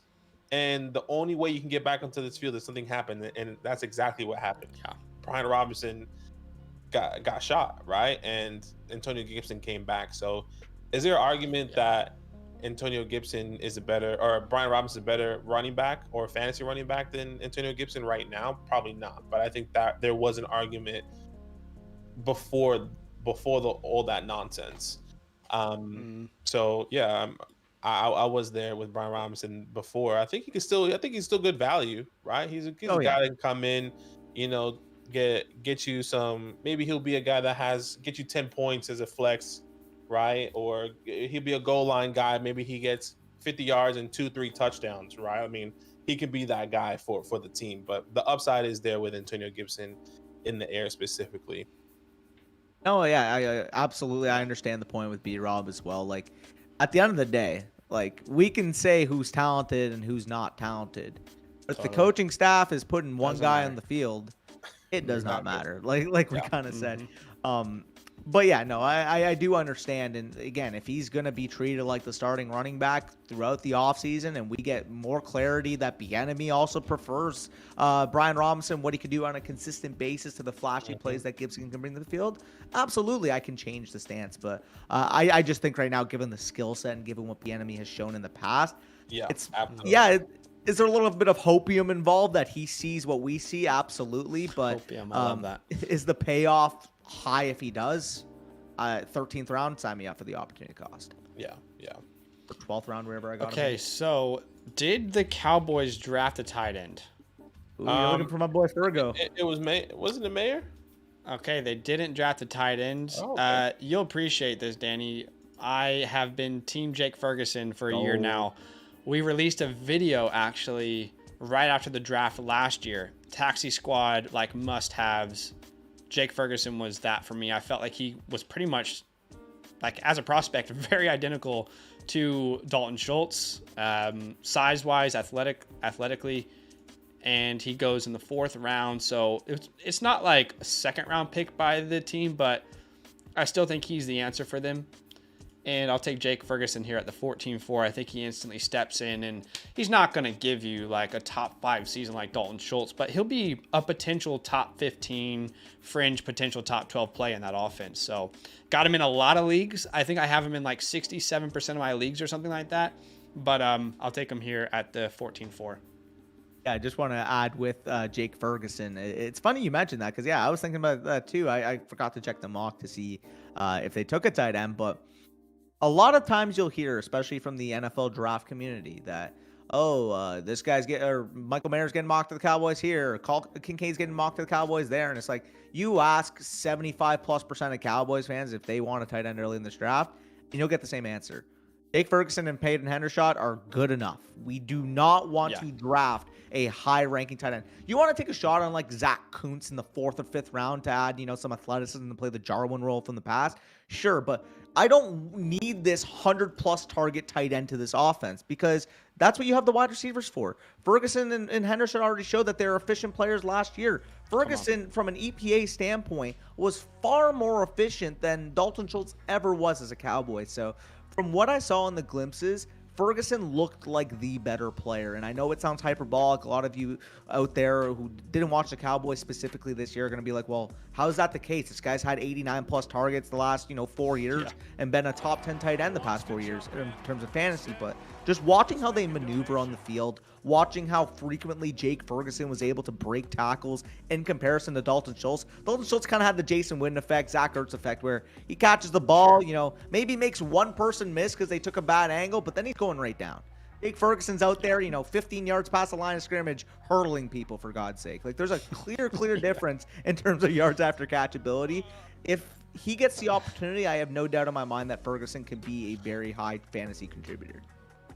Yeah, same. I'm glad I got the Cowboys. Come on, the Cowboys stamp of approval. Cowboys stands here, baby. Is there? Yeah, I've got him in a lot of leagues, and hoping that they don't draft a tight end in, let's say, like the first 3 or 4 rounds. I mean, it's a deep tight end class, so like there's still a very good chance that it happens, but we just got to keep believing that the organization feels the exact way that most of the fan base feels. Yeah. Just gotta hope. Yeah, you just gotta hope. Well, let me ask you this: By the way, shout out to the to El Tigre. Thanks for the super chat, man. Appreciate you. He says Justin Ross is still available. All aboard. That's the whole nother conversation as well. But I was really just gonna take my boy Chase Brown, and then he ends up going in the 6th round of this mock. So not fun. I know. There's gonna be these running backs that we love. Like last year for us, it was Jerome Ford. It goes in the 5th round. It's like, oh, okay, he's useless now, unfortunately. Also, dropped the Shea tidbit earlier. This is a common meme on our channel because apparently I just know everybody. But growing up playing football in Ontario, it was John Mechie last year that I was teammates with. Back he was on Brampton. I was on Hamilton. We played Team Ontario together. This year, the guy for that is Chase Brown, former London Mustang himself. So shout out to the Canadian footballers there. I love it. Yeah, Mechie's story is so cool, by the way. Yeah. His story, because wasn't he? I'm trying to remember. He's definitely lived in Canada, isn't he? From I'm from Ontario. I don't want to like. Okay, so he's originally from somewhere else. Yeah, he's originally from I forget it. I don't remember the country, but he moved at a very young age. Ended up growing growing up in Brampton back in the day, I played against him when he was on the Bulldogs there. Cool. He was kind of like, this slot weapon where they'd either give him the ball at the backfield, throw him bubble screens, just get the ball in his hands. Like this guy obviously has become an NFL caliber athlete. He's been gifted for a while, right? And I remember one of the funnier things because like all the stars, quote unquote, like we were all 12, 13 years old, right? We all had like these group chats on Facebook, talk to each other, just talk football. Oh, did you guys win today? Like shit like that. Like if you knew each other, like you were up there, like you talked to each other, right? So I remember, awesome. I'm pretty sure in my Facebook messages, we were in a fantasy football league back in like 2013 together. We were talking about fantasy football. I love that. That's hilarious. And now we're drafting them. And one of the crazier things was I remember because we were talking about like schooling, right? And I'm like, oh, I'm gonna go. I just mentioned my local high school, play football there. I'm like, how about you? He's like, well, actually, I'm going to X spot in the States for prep, and then my goal is to go to the NFL. And I'm like, I still have that fucking timestamp from like 2013. That's sick. That's incredible. That's cool, and now he's made it. Crazy, yeah. No, that's sick. I love Mechie as a value in Dynasty right now as well. I mean, I'm sure we all do it, but when we talk about buy lows and players that we're kind of advocating for, and then we go into a startup and draft them, I got a lot of Mechie as well. But I think my best case scenario is exactly what happened in this mock draft. Bryce Young is going to the Texans at 2, linking back up with John Mechie. Is Mechie going to be like the number 1 for that team long term? Probably not, but he can definitely play in the slot. He's shown that he could play outside at Bama. Who knows if that translates to the next level? But I think Mechie, if like right now it looks unlikely that it's Bryce. It looks like Bryce is going number 1, but I still like that bet. I still like that buy. And speaking of bets that I like, Damian Harris at the 15-6 was a very good pick. Badake. Yeah, was hoping he might fall to me. I had James Cook, so I had to lock it up just in case. Well, not really lock it up, but you know what I mean. Just had to get the backfield. I thought about Harris too at my pick. There. Yeah. I even thought about him at the 14-4, the 13-9. I just wanted to see how long I could stretch it. But hey guys, our like goal is 100. Do us a massive favor. Go ahead and hit that like button. Only 11 likes away. Appreciate you guys. Thanks for hanging out with us. If you're down for it, Danny, you want to do a rookie draft here? We'll just put it on a 60-second clock. Let's do it, brother. We can use the same landing spots that we used for the startup. But Badake, if people want to join us in this rookie mock that we're about to do, just for anyone who's new, can you let them know how they can go about doing so? Yeah, guys, join our Discord. Link in the description and also link in the chat as well. Go to the Fantasyland tab with the orange footballs. Then go to content releases. That's exactly where we post the link. Once again, link in the description, link in the chat. Join our Discord. Go to Fantasyland tab with the orange footballs, content releases, and that's exactly where I'll be posting the link. Not only can you see our Discord, well, we're all kind of combined, but you can also see Danny and Fantasy Stock Exchange Discord out there. They have a cool community, which is awesome. So definitely go check that out. But I'll post that link here whenever you send that my way. Yeah, I just sent it to you, and I'm gonna. But let me get it to Danny first, so he gets a spot. Yeah. Right. And I'll send this to you over on Twitter, Danny. It sounds good. I may have to snag one in this one just to talk about how, as much as I like Bijan to the Cowboys in fantasy, it'll hurt a little bit. No, that makes sense. I know. That makes sense. We saw Tony Pollard fall quite far after that pick. Where did he go in this mock? He went 8-3. Even then, though, I don't know if I could bet on Tony at that point. No, it's tricky because then you get into the point where he's a vet running back. He's coming off the fractured leg. If they draft Bijan, keep in mind, and one of the more underrated things I don't think is being reported is if the Cowboys do take Bijan, franchise tag is not guaranteed. They can rescind the franchise tag whenever they want. So then at that point, you're looking at a running back entering free agency, getting that $11 million tag removed from him. What team after the NFL draft is realistically going to spend a lot for either term or capital at the running back position? It's gonna be tough. And then maybe he ends up freaking in a shit landing spot. What if he lands, I don't know, insert bad offense here that needs a veteran back to bring a rookie in for a year? Like there's so many downside possible scenarios if the Cowboys were to take Bijan Robinson. I That's a good point. I didn't really think about that. I mean, I thought about that with Saquon, and I doubt Bijan 1 is going to fall that far to that we were even draft a running back, because I don't think Brian Dable and Joe Shane are those type of GMs to get even a blue chip guy in the first round. Before I continue, let me send that link. Once again, content releases, join Discord content releases. That's exactly where you can join. That link's out now. But yeah, I thought about that as well, because Saquon still hasn't signed his tag, and if he does walk, or if he doesn't sign before the NFL draft, and Bijan's there at 25, and Saquon's like, oh, well, I don't gotta pay for Saquon, and I just got Bijan, who was the best running back since Say. Why not take the shot, right? But at the same time, I don't think there's gonna be.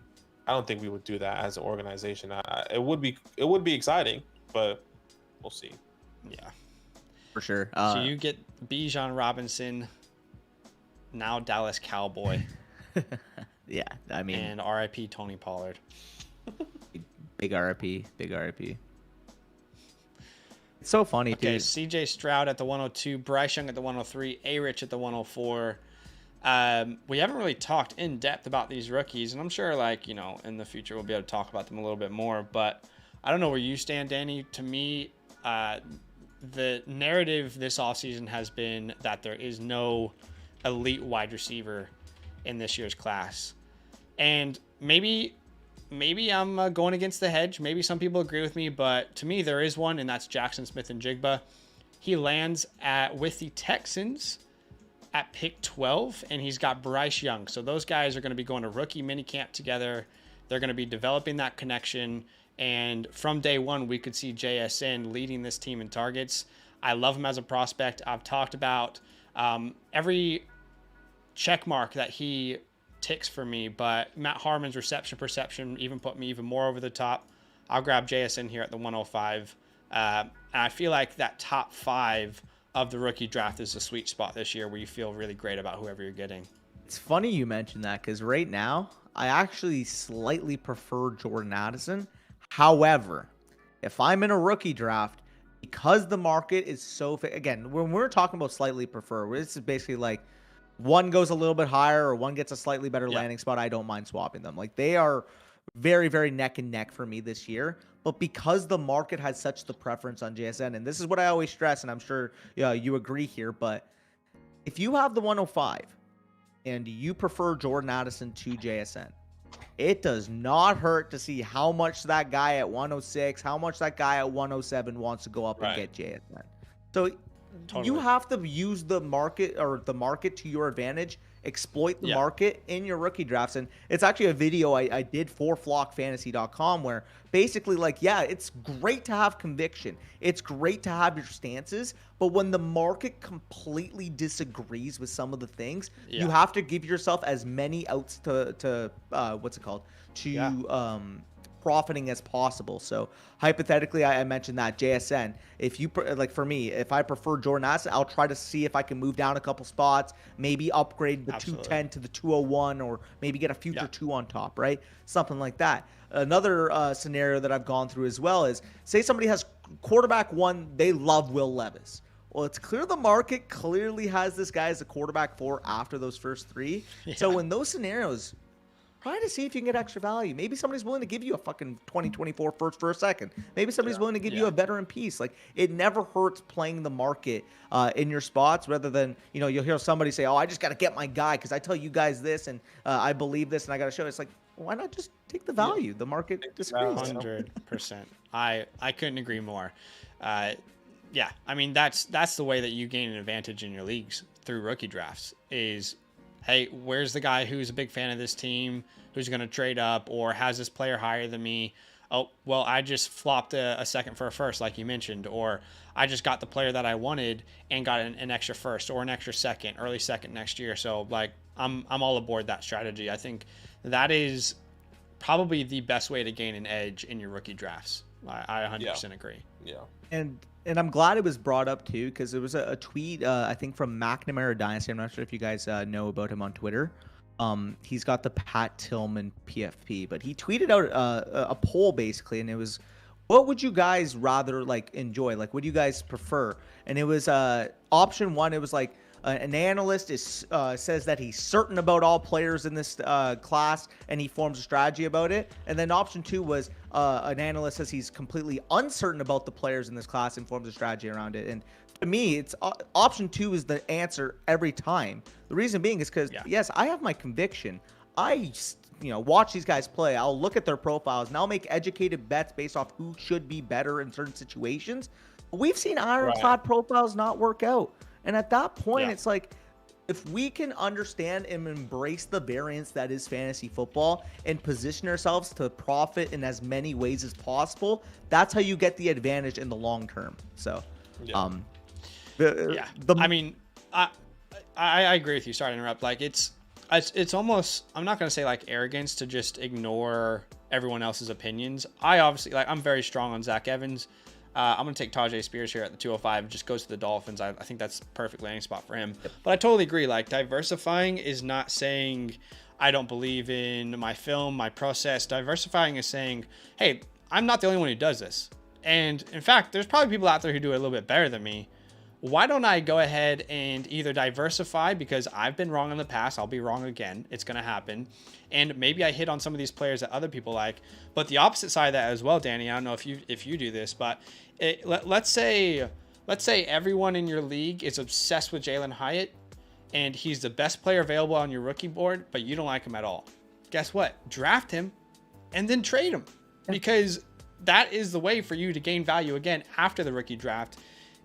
Even if you don't, agree with what other people in your league think about him, you got to think about these ways to get an advantage, because your foundations are pretty much set. You got to find these little loopholes, little advantages in your dynasty league to kind of get on top. So yeah, exactly. Being able to spot the inefficiencies in either your macro or your micro market, specifically your micro market, because that's specifically applying to your league. Being able to spot the inefficiencies is going to give you the leg up. So like you kind of mentioned, even if you don't take Hyatt, just say, hey, listen, Hyatt's on the clock. I know a lot of you have interest in him. Come trade up. Like, it's as simple as just gauging the market and seeing how people are feeling about the assets you have on the table. And that's another thing too. Like, I don't care where you pick. I don't care what player you are super, super interested in. It never hurts to look at the opportunity cost of making that pick. Say, for instance, I'm at the 104 and I really like Anthony Richardson. If somebody's going to be willing to offer me, let's just say I have to use the 104 and pay, the 201, and I can get Justin Fields with it. Like, those are opportunities that you won't know of until you scavenge around and say, hey, 104 is on the block. Anybody want this player? Otherwise, I'll take him. Like, you have to try to put these things out there, put these potential scenarios out there in order to even get ideas for trades that you didn't even think were possible in the first place. Yeah, I think that's really smart. What's the name, by the way, in case, because obviously people watching would be with us on Flock Fantasy. What's the name of that video that you released? That one would be just it's the first one, isn't it? Yeah, it would be the first one in bonus content. It has Bijan Robinson on the thumbnail. I think it's called Exploiting Market Value in Your Dynasty Rookie Draft. And I go over basically just a few scenarios. What is market value? How does it apply to the rookie draft? What is the market value according to Keep Trade Cut of the rookie class? And kind of applying, maybe certain scenarios that you could see yourself in. So it was fun to make. I'll tell you that. Yeah, go give that a watch, guys, if you're over there. If you guys, when you sign up, you get all of our content. I mean, most people would know this by now, but you get everyone's articles, you get everyone's rankings, everyone's bonus content, videos. We're going to do bonus live streams here soon for the community. But definitely go check that out. Sounds like you put some hard work into it, so I'm sure it's fantastic. I'll have to give it a watch later myself. Yeah, no, I appreciate them. Luke Musgrave at the 3-1. Talk to me about this tight end class. Clearly, Luke, man, okay. This has been a big conversational topic, not only with us, but I think with others as well around the community. I got a couple questions for you. Firstly, how early in a non-tight end premium are you going to draft a tight end? Right. Obviously, draft capital matters, right? Yeah. And then, what sort of tight ends are you trying to target? Let's say in the 3rd and 4th round this year. Yeah, so for me here, like the landing spot of Musgrave, the 2nd round capital, I think he went to Miami, I believe, in this draft when I clicked that pick. I just remembered from the startup, I actually had the tab closed, but yeah, just an athletic tight end, big body tight end, landing on a team that could use one of those, especially with Mike Gesicki gone, especially with Hunter Long traded to the Rams. And I think at the price point of a 301, I don't mind taking a chance on that type of profile anytime. Yeah, I agree. I definitely like Luke Musgrave. To me, is kind of the upside play. Not that Kincaid and Mayer aren't, but his profile, like eerily similar to me of some of the top tight ends in today's NFL. So I like the pick there for sure. Definitely. What are you thinking here, Badake, at the 3.8? Looking at took our boy Xavier Hutchinson at the 3.5. I just need third round, man. Yeah. I need third round draft capital. Please, NFL, please. I'm begging you to see what we see.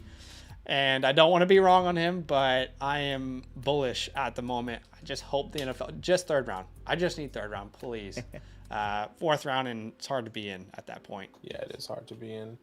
It's hard to kind of really bet on some of these guys. I'm just going to go maybe where I see opportunity right now. And I'll go Chase Brown. Arizona Cardinals in the 6th round is not sexy, but I mean, who else is there competing with him outside of James Conner? He's going to be gone, I would say, after this year.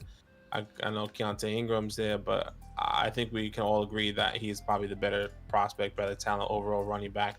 Probably going to beat Keontae Ingram. And then hopefully James Conner, if he ever stays on the field, if he is healthy, surprisingly, which he was this year. But I'll take Chase Brown. Why not? Yeah, when it comes to Chase Brown, I mean, we're releasing the video for tomorrow, so that I guess is a sneak peek if you guys follow us too. But we're dropping our pre-draft running back rankings for the rookie class, and Chase Brown's inside the top 5. We are very high, very bullish on Chase Brown over here, and it's not just Canadian. I just dropped my top 12 final pre-draft, and of course then Sean Tucker decides he's going to have a pro day, so like who knows what could happen there. But I have Chase Brown right now as my RB10, but I think the context of the video is really important, or the context of my rankings rather is really important. I think this is one of the deepest classes we've seen in a long time. Yep. And to be transparent, I have my tier 3 is RB12 to RB4. Yep. And it's not because RB12 is bad. Like, all these guys could be legitimate starters or fantasy contributors. It's all going to depend on draft capital. Like my tier 2 and tier 1, to me, those guys are kind of like, they're not landing spot proof, but I feel super confident in them. Whereas like RB12 to 4, all these guys I could see legitimately being good, like great starters or really impact players. So I could see Chase Brown being up there around RB5. Right now, Abani Konda is my 4. Evans is my 5. Tajay is my 6.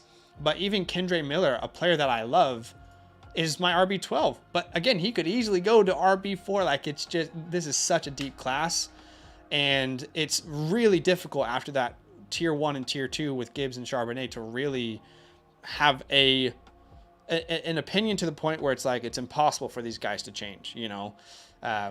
I'm sure you guys feel the same way with this class. It's very deep. It's funny you mentioned that, because right now, again, we're doing the top 10, and from 4 to 10, it is the exact same tier for me. It's H-Chain, Brown, Bigsby, Tucker, Miller, Roschon, Tajay Spears, Zach Evans, all these freaking guys. Pull them out of a hat. Who gets the better draft capital? Who gets the better landing spot? He's going to be your 201 in your rookie drafts.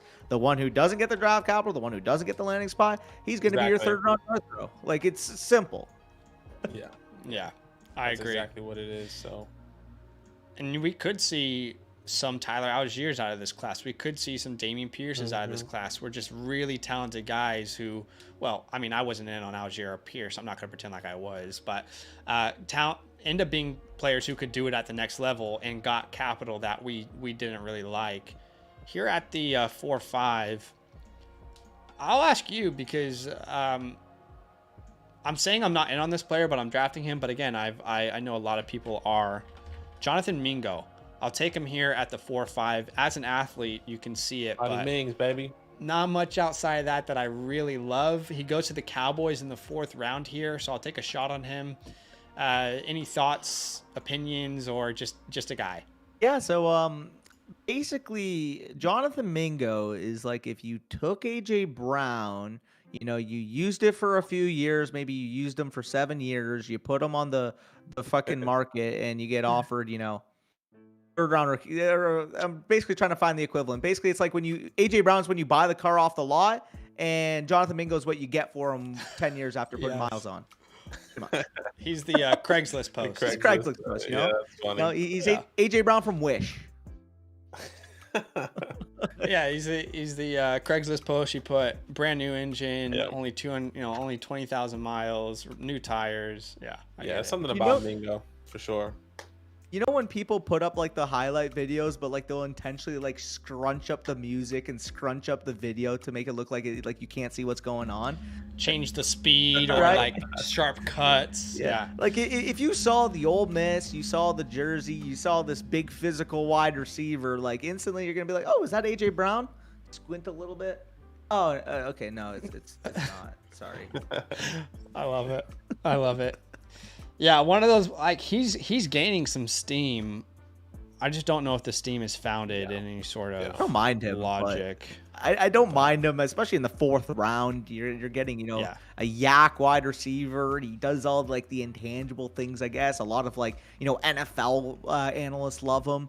And if he landed on a team like Dallas, though, like he's taking the Noah Brown role. I hope people know that. Like he's not going to be this elite receiving player. Like Dallas would literally take him in the 4th round and say, "Hey, listen, you're going to be our backup X, and you're going to enjoy run blocking." Yeah. Or if you don't, get used to it. Yeah, for real. Well, that is it for today. I'm going to ask you one last question, and then we'll end the stream.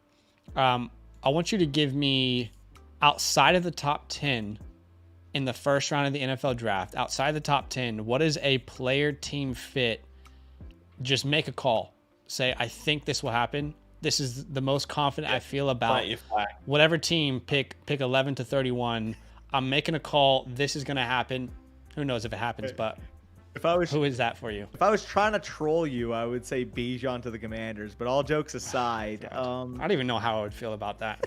You're seeing a lot of steam on it right now, but I mean, if I'm looking through the first round, I think you can pretty much say pass catcher to the Packers. The only problem is trying to predict which one is the highest on their board is good luck. It's tough. If I were to say one that I'm very confident in happening, whether it's the first round or the second round, the Cowboys absolutely love Steve Avila. They absolutely love Steve Avila, guard from TCU. He's been in and out of the building. He's a Texas boy, big 340-pound left guard. They've already mentioned they want to keep that identity of being a tough unit up front. And Avila, you're adding some size, to say the least, to that left guard spot. Obviously losing Connor McGovern in free agency to the Buffalo Bills, basically a plug-and-play starter at guard. Whether that's at 26, whether that's, they trade down from 26 to end up getting him, in the early second, or whether he somehow falls to 58 or they use 58 to go and get him, I feel pretty strongly that the Cowboys are going to end up with Steve Avila. Okay, I like it. Texas boys staying in Texas. Baby. Hey, guys. Thanks for hanging out with us today. If you aren't subscribed to Fantasy Stock Exchange, this is what their channel looks like, and I'll paste it in the comments here now. Go ahead and give them a sub, put out some really great content. I know you guys are doing your Tale of the Tape series there. I think Corey is breaking down some tape for people. You do Dynasty decisions. Anything you want to plug before we end the stream that you guys are excited about coming up? Nothing really, honestly. Just obviously we're gonna keep pounding out the daily content, as you guys can relate to there. Like just an absolute mess in terms of being able to put up as much content as possible prior to the NFL draft, right after the NFL draft. Like it's gonna be hectic, but as you can relate, we are degenerates. We live for this shit. Like every single thing that we put out there, we enjoy ourselves. We'll watch ourselves. So we're enjoying it. Hopefully you guys are enjoying it. Hopefully everybody's enjoying it, and we can just keep plugging away. Yeah, that's awesome, man. Thanks for joining us, man, and appreciate everyone hanging out tonight. We will see you guys tomorrow. We'll be live doing a rookie mock draft, 7:30 p.m. Eastern Standard Time. Outside of that, check out the videos that we released today. Check out Fantasy Stock Exchange videos, and we'll see you guys here soon. All love. Appreciate you guys having me on.